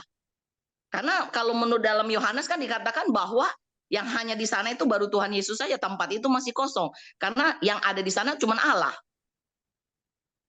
Di dalam Yohanes berapa tuh? 14 kali ya. Itu di Yohanes 14 ayat 2 dan 3. Yohanes 14, 2 dan 3. Dia menyediakan tempat bagi kita yang mana dia akan datang kembali membawa orang-orang percaya ke rumah Bapa, ke situ ya, ke surga itu, ke heaven. So that kalau di bahasa Inggris kan dia bilangnya paradise, satu dia bilangnya heaven. That's why kadang kita kan berpikir bedanya apa sih antara paradise and heaven. Ternyata yaitu kalau paradise itu adalah Firdaus, sedangkan heaven itu adalah surga, di mana itu adalah rumah Bapa. Yang di dalam Yohanes, pengertian saya ya, Yohanes 14 ayat 2 dan 3 ini. Jadi menurut saya sementara orang mati selama masa penghakiman itu belum datang, kita semua akan dikumpulkan ke dua tempat ini. Orang yang percaya nanti, kalau orang percaya dia akan ke Firdaus, yang tidak percaya akan di alam maut sampai menunggu penghakiman itu tiba. Nah, ini pemahaman saya. Bagaimana Pak Erik, menurut Pak Erik? Ya, oke. Jadi gini, Bu. Pertama saya ingin tegaskan, sorga yang mungkin kita kepengen tahu itu, atau sorga yang di tempat rumahnya Bapak itu, sebenarnya kita nggak dapat penjelasan yang jelas-jelas banget di Alkitab. Jadi kita nggak tahu juga tuh ininya. Cuma Alkitab menjelaskan begini, bahwa ada yang namanya Firdaus di mana Yesus pergi bersama dengan orang yang di sebelah dia, penjahat yang bertobat itu. Hari itu dia pergi. Tapi kemudian ada ayat di Efesus 4 tadi, ayat 8, bahwa Yesus ketika dia naik, dia membawa tawanan. Nah, ini yang ditafsirkan tawanan ini yang ada di tempat yang di Firdaus tadi. Dibawa ke atas. Nah, berarti apa? Ini secara harafiah ya. Secara harafiah ini berarti sudah nggak ada lagi yang di sini, tetapi sudah ada di tempat lain di mana Yesus berada di atas itu. Nah, apakah di tempat Yesus berada ini disebut sebagai sorga? Menurut saya belum tentu juga gitu. Kenapa? Karena nanti ada langit dan bumi yang baru. Ini setelah 1000 tahun loh ya. Setelah seluruh anasir dunia ini dihancurkan, langit dan bumi yang baru itu turun. Turunnya dari mana? Dari sorga juga. Nah, berarti ada sorga lagi di sana gitu. Ya. Nah, jadi mengenai tempat persisnya kalau kita mau kejar sorga ini ada di mana, saya nggak bisa jawab gitu. Karena sorga ini artinya kayak langit begitu kan. Ini di dalam bahasa mereka itu kayak langit gitu. Ternyata kayaknya seperti ada beberapa tempat gitu. Nah, cuma yang pasti adalah seperti kata Rasul Paulus di 1 Tesalonika 4 tadi, ayat 14 gitu kan. Kita yang mati di dalam Yesus gitu, kita percaya bahwa kita dikumpulkan bersama-sama dengan Yesus gitu. Ini. Nah, itu 1 Tesalonika ayat 14 tadi. Itu aja yang sejauh ini kita bisa pahami gitu. Kalau kita kejar terus ya kita juga nggak tahu apakah tempat yang bersama-sama dengan Yesus ini sudah disebut sorga yang benar. Kayaknya juga belum sih. Apakah itu tempat di mana Bapak berada? Kayaknya menurut saya juga belum. Gitu. Karena kan dari situ nanti kita turun lagi. Pak Erik, kalau kita tadi mengacu pada 1 Tesalonika 4 ayat 14 tadi yang Pak Erik ada sebutkan, bahwa di situ kan memang kita dikumpulkan yang meninggal, yang telah meninggal dalam Yesus akan dikumpulkan Allah bersama-sama dengan dia, artinya bersama-sama dengan Yesus dikumpulkan di suatu tempat ya, di suatu tempat. Tapi di ayat 16 kan dikasih tahu Pak, sebab pada waktu tanda diberi, yaitu pada waktu penghulu malaikat berseru dan sangkakala Allah berbunyi, maka Tuhan sendiri akan turun dari sorga, dan mereka yang mati dalam Kristus akan lebih dulu bangkit. Ya itu yang saya bilang, mungkin pada saat itu orang-orang yang tadi dikumpulkan di satu tempat itu baru dibangkitkan, maksudnya dalam tubuh kemuliaannya, baru bersama-sama dengan dia masuk ke dalam sorga. Kan bisa nggak pengertian ini, atau dari ayat ini tersirat begitu? Nah, jadi gini, tubuh orang percaya di bawah bumi kan, sudah jadi tanah kan? Tubuh. Bukan roh, ini roh, sorry, roh. Enggak, saya jelasin dari tubuh dulu. Oke. Tubuhnya kan ada di bumi jadi tanah kan? Ya. Sedangkan roh dan jiwanya kumpul bersama Yesus. Begitu kan? Ya. Nanti kan ada pengangkatan. Ya. Ini dibangkitkan. Ya. Ini dibangkitkan. Yang sudah mati dibangkitkan. Yang masih hidup diubahkan dalam sekejap. Ya. Nanti ketemu di udara. Ya. Nah, udah itu kan turun. Mulai kerajaan 1000 tahun. Ya. Langit dan bumi baru. Ya. Nanti setelah itu, setelah 1000 tahun, langit dan bumi baru. Betul kan? Ya, ya. Nah, langit dan bumi baru itu dari mana? Dari sorga juga turunnya. Nah, makanya saya bilang istilah sorga ini kita nggak bisa pastikan yang mana, karena ternyata sorga ini kan cuma artinya langit aja, pokoknya dari langit. Gitu. Adanya di mana Yesus berada sekarang ini? Ya di langit gitu. Gitu.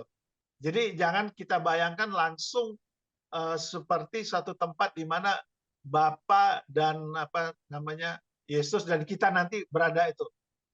Kayaknya belum ke situ gitu. Kalau menurut saya sih, gitu. Gimana kira-kira Bu Meti? Memang saya bilang kalau dikejar gitu ya, kita akan bingung gitu ininya. Kenapa? Ternyata sorga itu langit dan bumi baru pun turunnya dari sorga, gitu. Nah, terus di mana sorganya gitu? Pak Erik, mungkin saya berpendapat ya. Nah, sebenarnya bumi ini adalah sorga. Nah, kita tahu dulu, bumi yang kita tempatkan ini adalah sorga, tapi dirusakin oleh Adam dan Hawa kan, waktu itu. Makanya Tuhan menciptakan bumi yang baru, yang diturunkan sama tadi yang dijelaskan oleh Pak Erik. Bumi yang makanya diciptakan bumi yang baru dan Yerusalem yang baru. Nah, tadi berkaitan dengan, saya setuju dengan bagaimana kita, Pak DM tadi, Pak Dedi, bahwa memang orang yang mati dalam Tuhan itu langsung ke surga. Tadi Ibu Meti sudah kutip ayat. Itu Yesus berkata, di mana aku berada, di situ pun kamu berada. Berarti kedatangan Yesus itu secara universal dan secara pribadi yang kita tahu. Secara universal tadi, yang tadi dalam masa penghakiman. Tapi secara pribadi itu ketika orang meninggal juga itu kedatangan Yesus secara pribadi. Makanya Yesus katakan, di mana aku berada, kamu pun berada. Jadi orang yang mati dalam Tuhan langsung ke sorga. Ke sorga yang mana dulu? Nah, tadi kembali lagi ke sorga yang mana dulu? Nah, kalau ke sorga yang untuk kita beraktivitas seperti sekarang memang belum ada, karena itu bumi baru. Makanya ketika nanti pada saat penghakiman itu baru Yerusalem yang baru turun, bumi yang baru turun dari sorga, yaitu di mana menggantikan bumi yang ada sekarang. Jadi untuk sementara sih saya sepakat saja bahwa orang yang mati ketika mati itu sudah langsung. Tadi saya umpamakan kan, memang belum ada penghakiman. Saya percaya juga orang yang mati dalam Tuhan tidak ada penghakiman. Karena sudah dihakimi oleh Yesus itu kan, sudah dihakimi. Sementara yang dihakimi itu orang yang tidak percaya Yesus, dihakimi. Dan dihakimi itu, kok belum ada penghakiman kok sudah masuk neraka? Ya tadi itu yang dikasih contoh itu orang yang penjahat ditangkap polisi masuk sel. Walaupun belum ada penghakiman dia sudah masuk penjara, kurang lebih seperti itu. Makasih Ferry.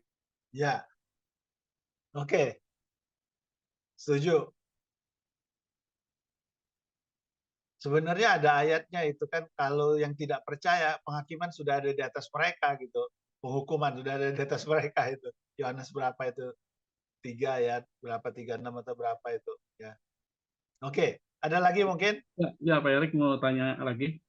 Kalau di zaman perjanjian lama kan hukuman Tuhan itu begitu nyata ya, begitu real. Jadi kalau umat Israel berdosa, ya kalau nggak pribadi langsung mati, kalau nggak pembuangan, penyakit sampar, gitu kan, kehidupannya seperti itu gitu.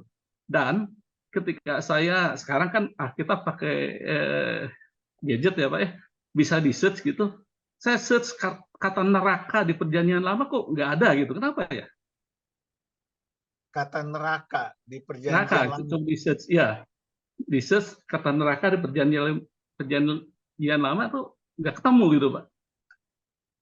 Oke, gini, saya mesti cari dulu ya, kata neraka itu mungkin nggak ada, tetapi ada dalam bentuk kata yang lain, bukan mungkin neraka gitu kan ini.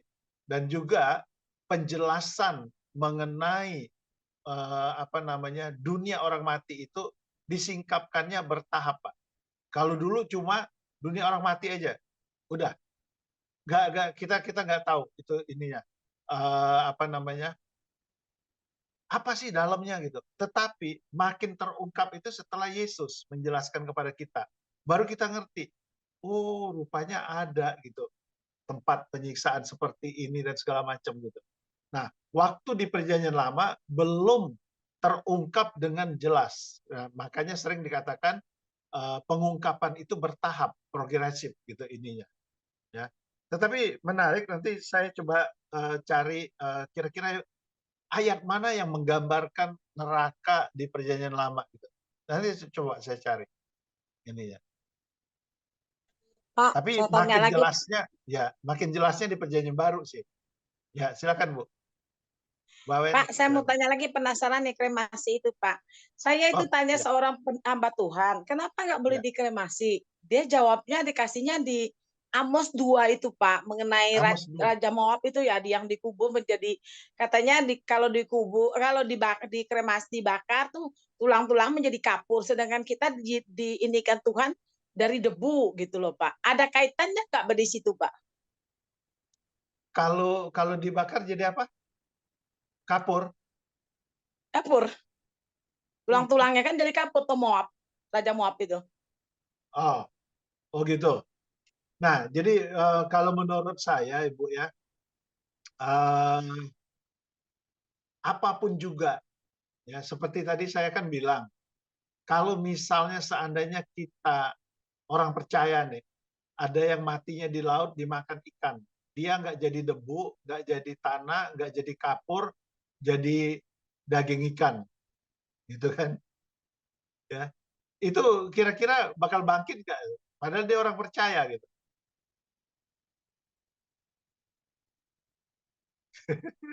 Nah, ini kan masalahnya. Tapi itu kan bukan kehendak dia, Pak. Loh, sama aja. Kita kan bukan kehendak dia atau kehendak dia. Kan gini, saya misal orang percaya, saya mati, terus sama keluarga saya diapain lah gitu. Padahal bukan kehendak saya juga gitu.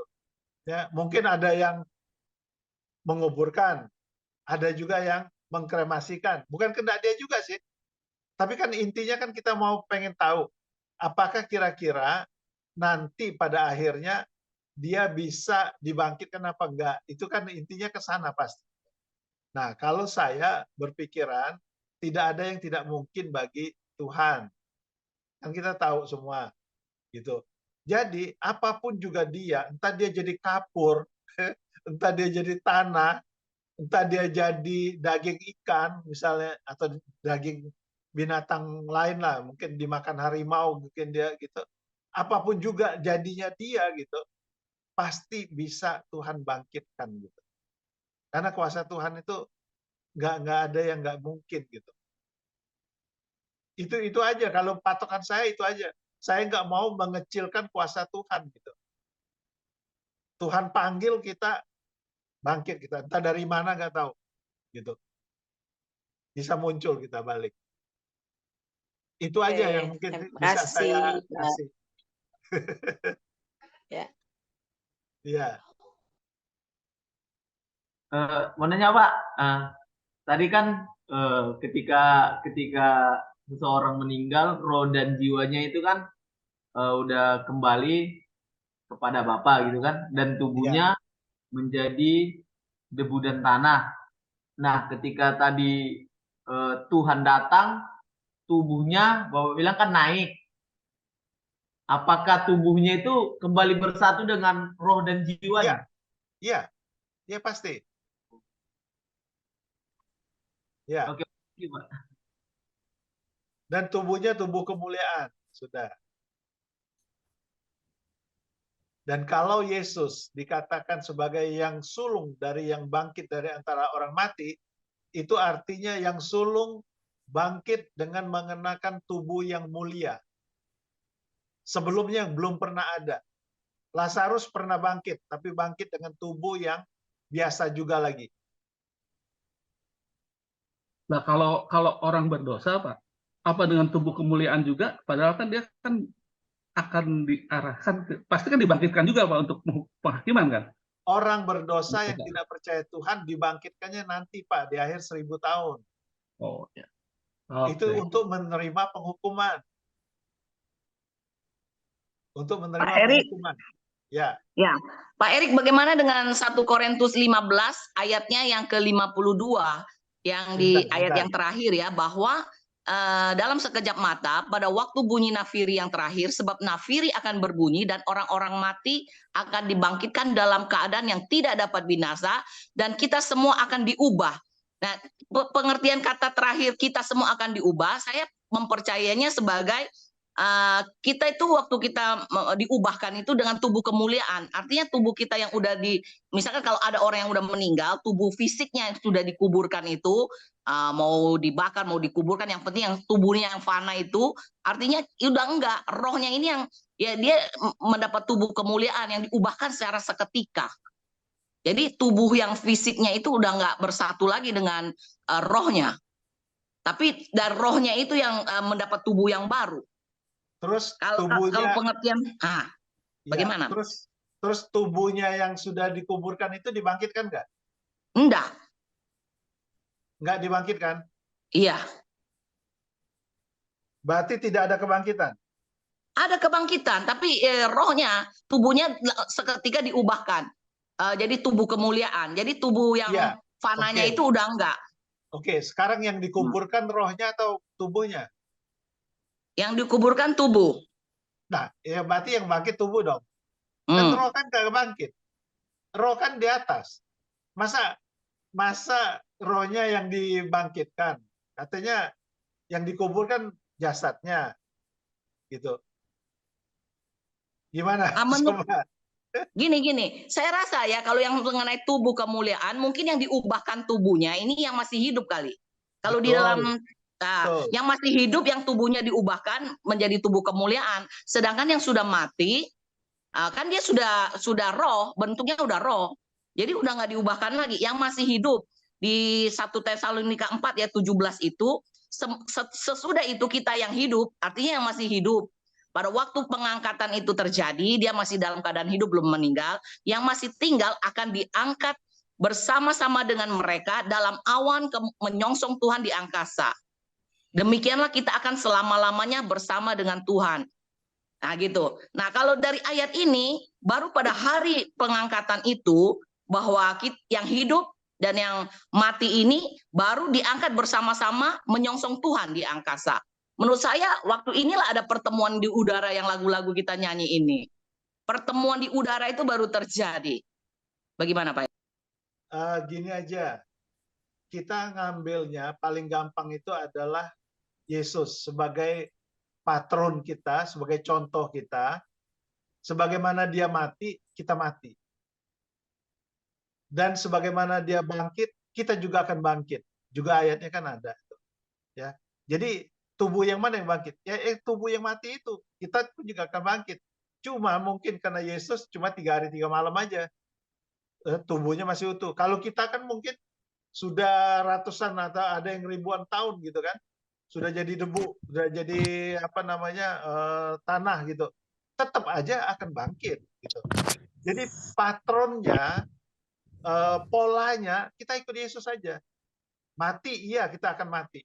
Bangkit, ya akan bangkit. Tubuh kita bangkit. Itu. Nah, itu aja. Terus bangkitnya Yesus seperti Yesus juga. Bangkitnya dengan apa? Tubuh yang mulia. Gitu. Ya.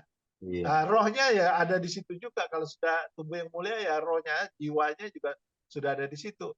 Saya kira kita ikutin polanya Tuhan Yesus saja. Itu udah paling bagus gitu intinya. Ntar kalau enggak di Yerusalem baru nggak ada tubuhnya, masa manusia roh gitu. Iya, tapi kan kalau saya tanya, maksudnya kan kalau Yesus kan tubuhnya tidak berdosa. Kalau manusia itu kan memang manusia berdosa gitu loh. Kan kalau saya kan punya pemahaman bahwa nanti roh kita itulah yang diberikan tubuh kemuliaan gitu loh. Iya. Ini siapa yang di bumi berakhir di bumi. Oh, enggak kelihatan. Ya, Pak Beni. Pak Beni. Kan gini, memang kita orang berdosa, tapi kan kita udah ditebus, sudah dibenarkan kan?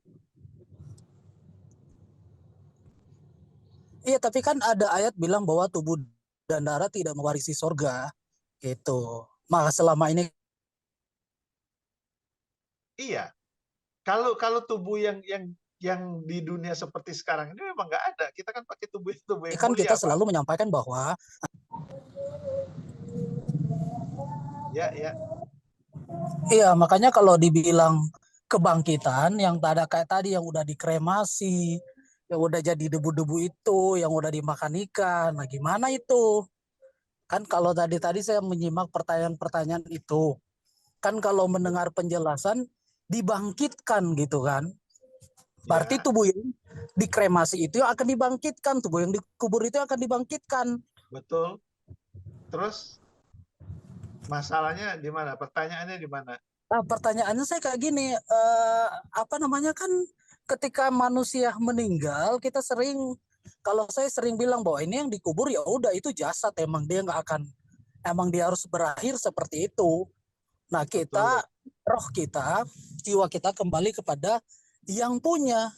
Jadi ya saya punya pengertian bahwa roh jiwa kita yang balik itu ya akan dipakaikan dengan tubuh kemuliaan. Jadi sudah tidak ada urusan dengan yang namanya tulang-tulang saya, daging-daging saya yang sudah dikubur di bumi ini. Jadi tubuhnya itu dapatnya dari mana? Ya pemberian Tuhan, Pak. Terus masalah kebangkitan apa kalau begitu yang dibicarakan di dalam firman Tuhan itu? Halo? Iya. Iya, tubuh kemuliaan itu kan pemberian Tuhan. Nah, mereka yang masih hidup ketika Tuhan datang, tinggal diubahkan. Kalau saya punya pandangannya seperti itu. Bentar, Pak. Bentar.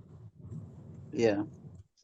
Maksudnya Ben, nanti istilahkan kita ada kebangkitan dari orang mati. Nah, kebangkitan orang mati itulah yang dipertanyakan. Maksudnya gitu. Kalau nggak tubuhnya, apa yang dibangkitkan itu? Gitu. Yang dibangkitkan itu tuh apa? Nah, tulang-tulang itu atau apa? Kan maksudnya itu ya udah selesai gitu loh. Misalnya gini, 1 Korintus 6, ya misalnya ya, ayat 14. Allah yang membangkitkan Tuhan akan membangkitkan kita juga oleh kuasanya. Gitu kan? Nah, jadi pertanyaannya yang dibangkitkan dari kita ini apanya gitu? Kalau bukan tubuh yang sudah dikuburkan itu. Nah, apakah kata membangkitkan itu tuh ada istilah? Apakah itu cuma sebuah istilah saja atau ada pengertian yang lain atau apa? Gitu enggak. Kalau kita baca seluruh ayat-ayat ini, itu kita akan mengikuti polanya Yesus gitu. Sama seperti Yesus sudah mati, kita juga akan mati, tetapi kita juga akan dibangkitkan gitu. Nah, ini menuju kepada apa? Tubuh jasmani gitu. Oh iya, oke. Tapi ya maksudnya saya memang ingin dengar ini gitu karena kan pertanyaan-pertanyaan ini tuh bisa muncul ketika ada dalam kehidupan berjemaat gitu, kita sebagai gembala pasti muncul pertanyaan-pertanyaan, kita bisa menjawab. Tapi saya tanya ini tidak meragukan kemahakuasaan Tuhan, bisa ya menyatukan semuanya gitu. Yang udah Tuhan punya kedaulatan atas itu. Makanya kan saya pengen tanya tadi, apakah memang seperti itu, seperti Yesus, atau memang ada penafsiran-penafsiran yang menggunakan kata istilah bangkit itu gitu loh. Enggak, sejauh ini yang saya tangkap itu seperti Yesus gitu. Oh iya, oke. Thank you. Mungkin Pak Erik di 1 Korintus 15 itu jelas itu, Pak. 1 Korintus 15 ayat 35 sampai 37 itu. Tetapi mungkin ada orang yang bertanya, bagaimanakah orang mati dibangkitkan? Iya. Dan ya itu kan, dan dengan tubuh apakah mereka akan datang kembali? Lalu dikatakan, hai orang bodoh, apa yang engkau sendiri taburkan tidak akan tumbuh dan hidup kalau ia tidak mati dahulu. Dan ayat 37, dan yang engkau taburkan bukanlah tubuh tanaman yang akan tumbuh, tetapi biji yang tidak berkulit, umpamanya biji gandum atau biji yang lain. Mungkin itu salah satunya, Pak Erik. Ya. Ayat berapa itu tadi? 1 Korintus 1 Korintus 15 ayat 35 sampai 37 dan seterusnya lah. Ya, oke. Coba nanti saya ini sarikan lagi ya. Nanti saya ini. Pak Erik mau tanya lagi. Ya, silakan Pak. Dalam kisah perjanjian lama lagi nih, kan kita tahu Elia dan Henokh tidak sampai mati. Dia mengalami pengangkatan selagi masih hidup gitu, Pak. Ya. Nah, itu jasmaninya apa ikut terangkat ke surga atau gimana tuh, Pak? Nah, jasmaninya gitu ya. Ya. Ini memang masih suatu ini buat saya tuh masih satu tanda tanya, apakah dia harus mati? Seperti firman Tuhan kan setiap manusia sudah ditentukan untuk mati kan? Ya. Nah, kalau dia harus mati, kemungkinan apakah dia ini dua saksi itu yang akan mati? Jadi artinya semua manusia mati. Firman Tuhan digenapin, gitu kan? Itu mungkin ke sana arahnya bisa juga. Tetapi apakah dia tidak akan pernah mati? Gitu? Ya bisa juga gitu. Ya, artinya dia tidak mengalami kematian langsung mendapatkan tubuh yang mulia. Bisa aja. Saya nggak tahu nih kalau yang kedua ini gitu. Ini apakah dia sekarang ini sudah mempunyai tubuh yang mulia gitu? Nggak tahu juga gitu. Ini. Nah, itu aja yang saya bisa. Kematian akhir hidup di dunia mereka berdua kan beda dengan Musa. Musa kan dikuburkan, mengalami kematian dan dikuburkan. Lalu tubuh apa yang ketika Yesus berdoa di Getsemani mendatangi Yesus, Musa dan Elia? Bukan Getsemani, Pak, di satu gunung yang tinggi. Ya, sebelum Getsemani ya. Ya. Itu kan Yesus didatangi oleh Elia dan Musa. Nah, apakah Elia masih menggunakan tubuh jasmani atau kalau Musa kan mungkin jasmaninya udah dikuburkan ya, Pak ya? Nggak dijelaskan juga gitu intinya.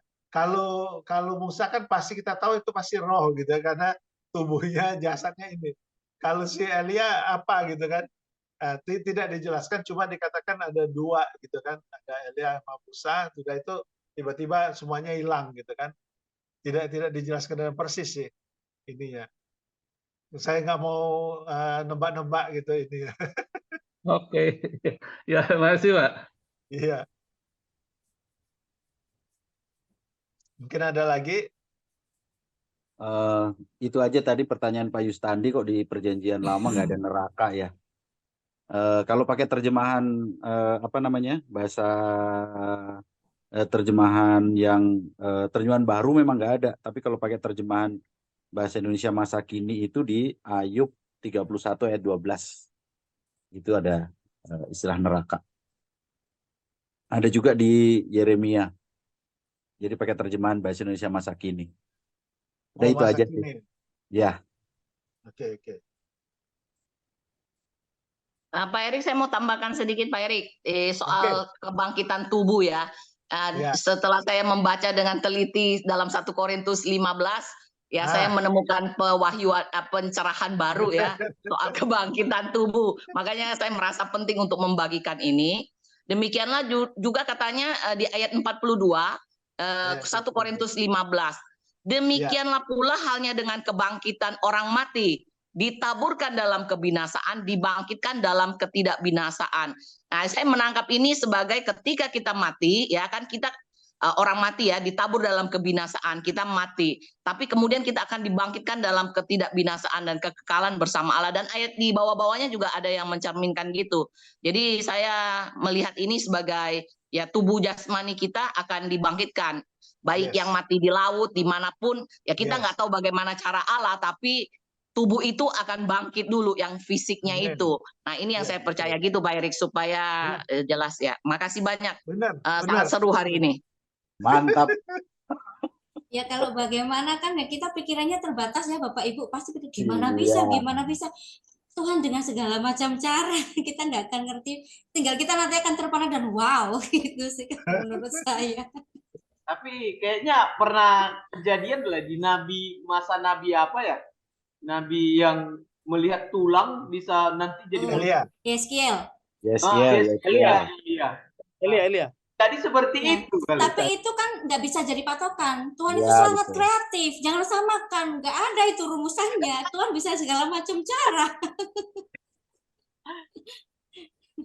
Ya kan seperti Tuhan menyembuhkan orang buta, yang satu cuma dibilangin terbukalah, yang satu cuma disuruh pakai lumpur toleh di matanya begitu. Tuhan tidak pernah kehabisan cara gitu. Jangan kita batasi dengan apa yang kita tahu gitu. Kita tunggu aja bagaimana nanti. Tapi patokan saya itulah, apa yang terjadi pada Yesus itu juga akan terjadi pada kita. Mati ya oke, bangkit ya oke, naik ke sorga ya oke, gitu. Semua apa yang Yesus ini, karena dia yang sulung. Kita tuh kayak ngikut aja gitu. Polanya itu, patronnya itu dia. Oke?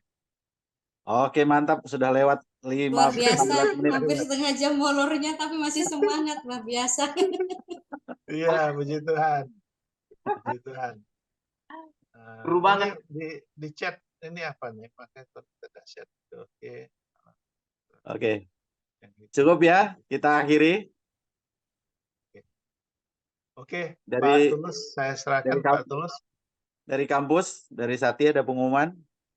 Berarti untuk yang kelas ini minggu depan Bu Ame full ya Pak ya? Ya, betul. Ya, betul. Ya, baru yang selanjutnya menutup untuk pertemuan terakhirnya begitu ya? Ya, 1-2 ya, itu baik. 2 orang. Ya. Saja. Silakan Pak untuk mengakhiri kelas. Oke, terima kasih buat kuliah kita siang hari ini Pak Erik. Ya, buat pengajarannya yang luar biasa. Saya mau minta dari Manado Bapak Valen menutup doa. Ya, kita berdoa. Bapak Surgawi, kami mengucap syukur buat hari yang luar biasa ini. Kami telah menerima perkuliahan 2 sesi bersama dengan Pak Erik. Hari ini kami sungguh sangat diberkati karena ada banyak kebenaran-kebenaran firman Tuhan yang kami tahu yang pada akhirnya akan membuat kami lebih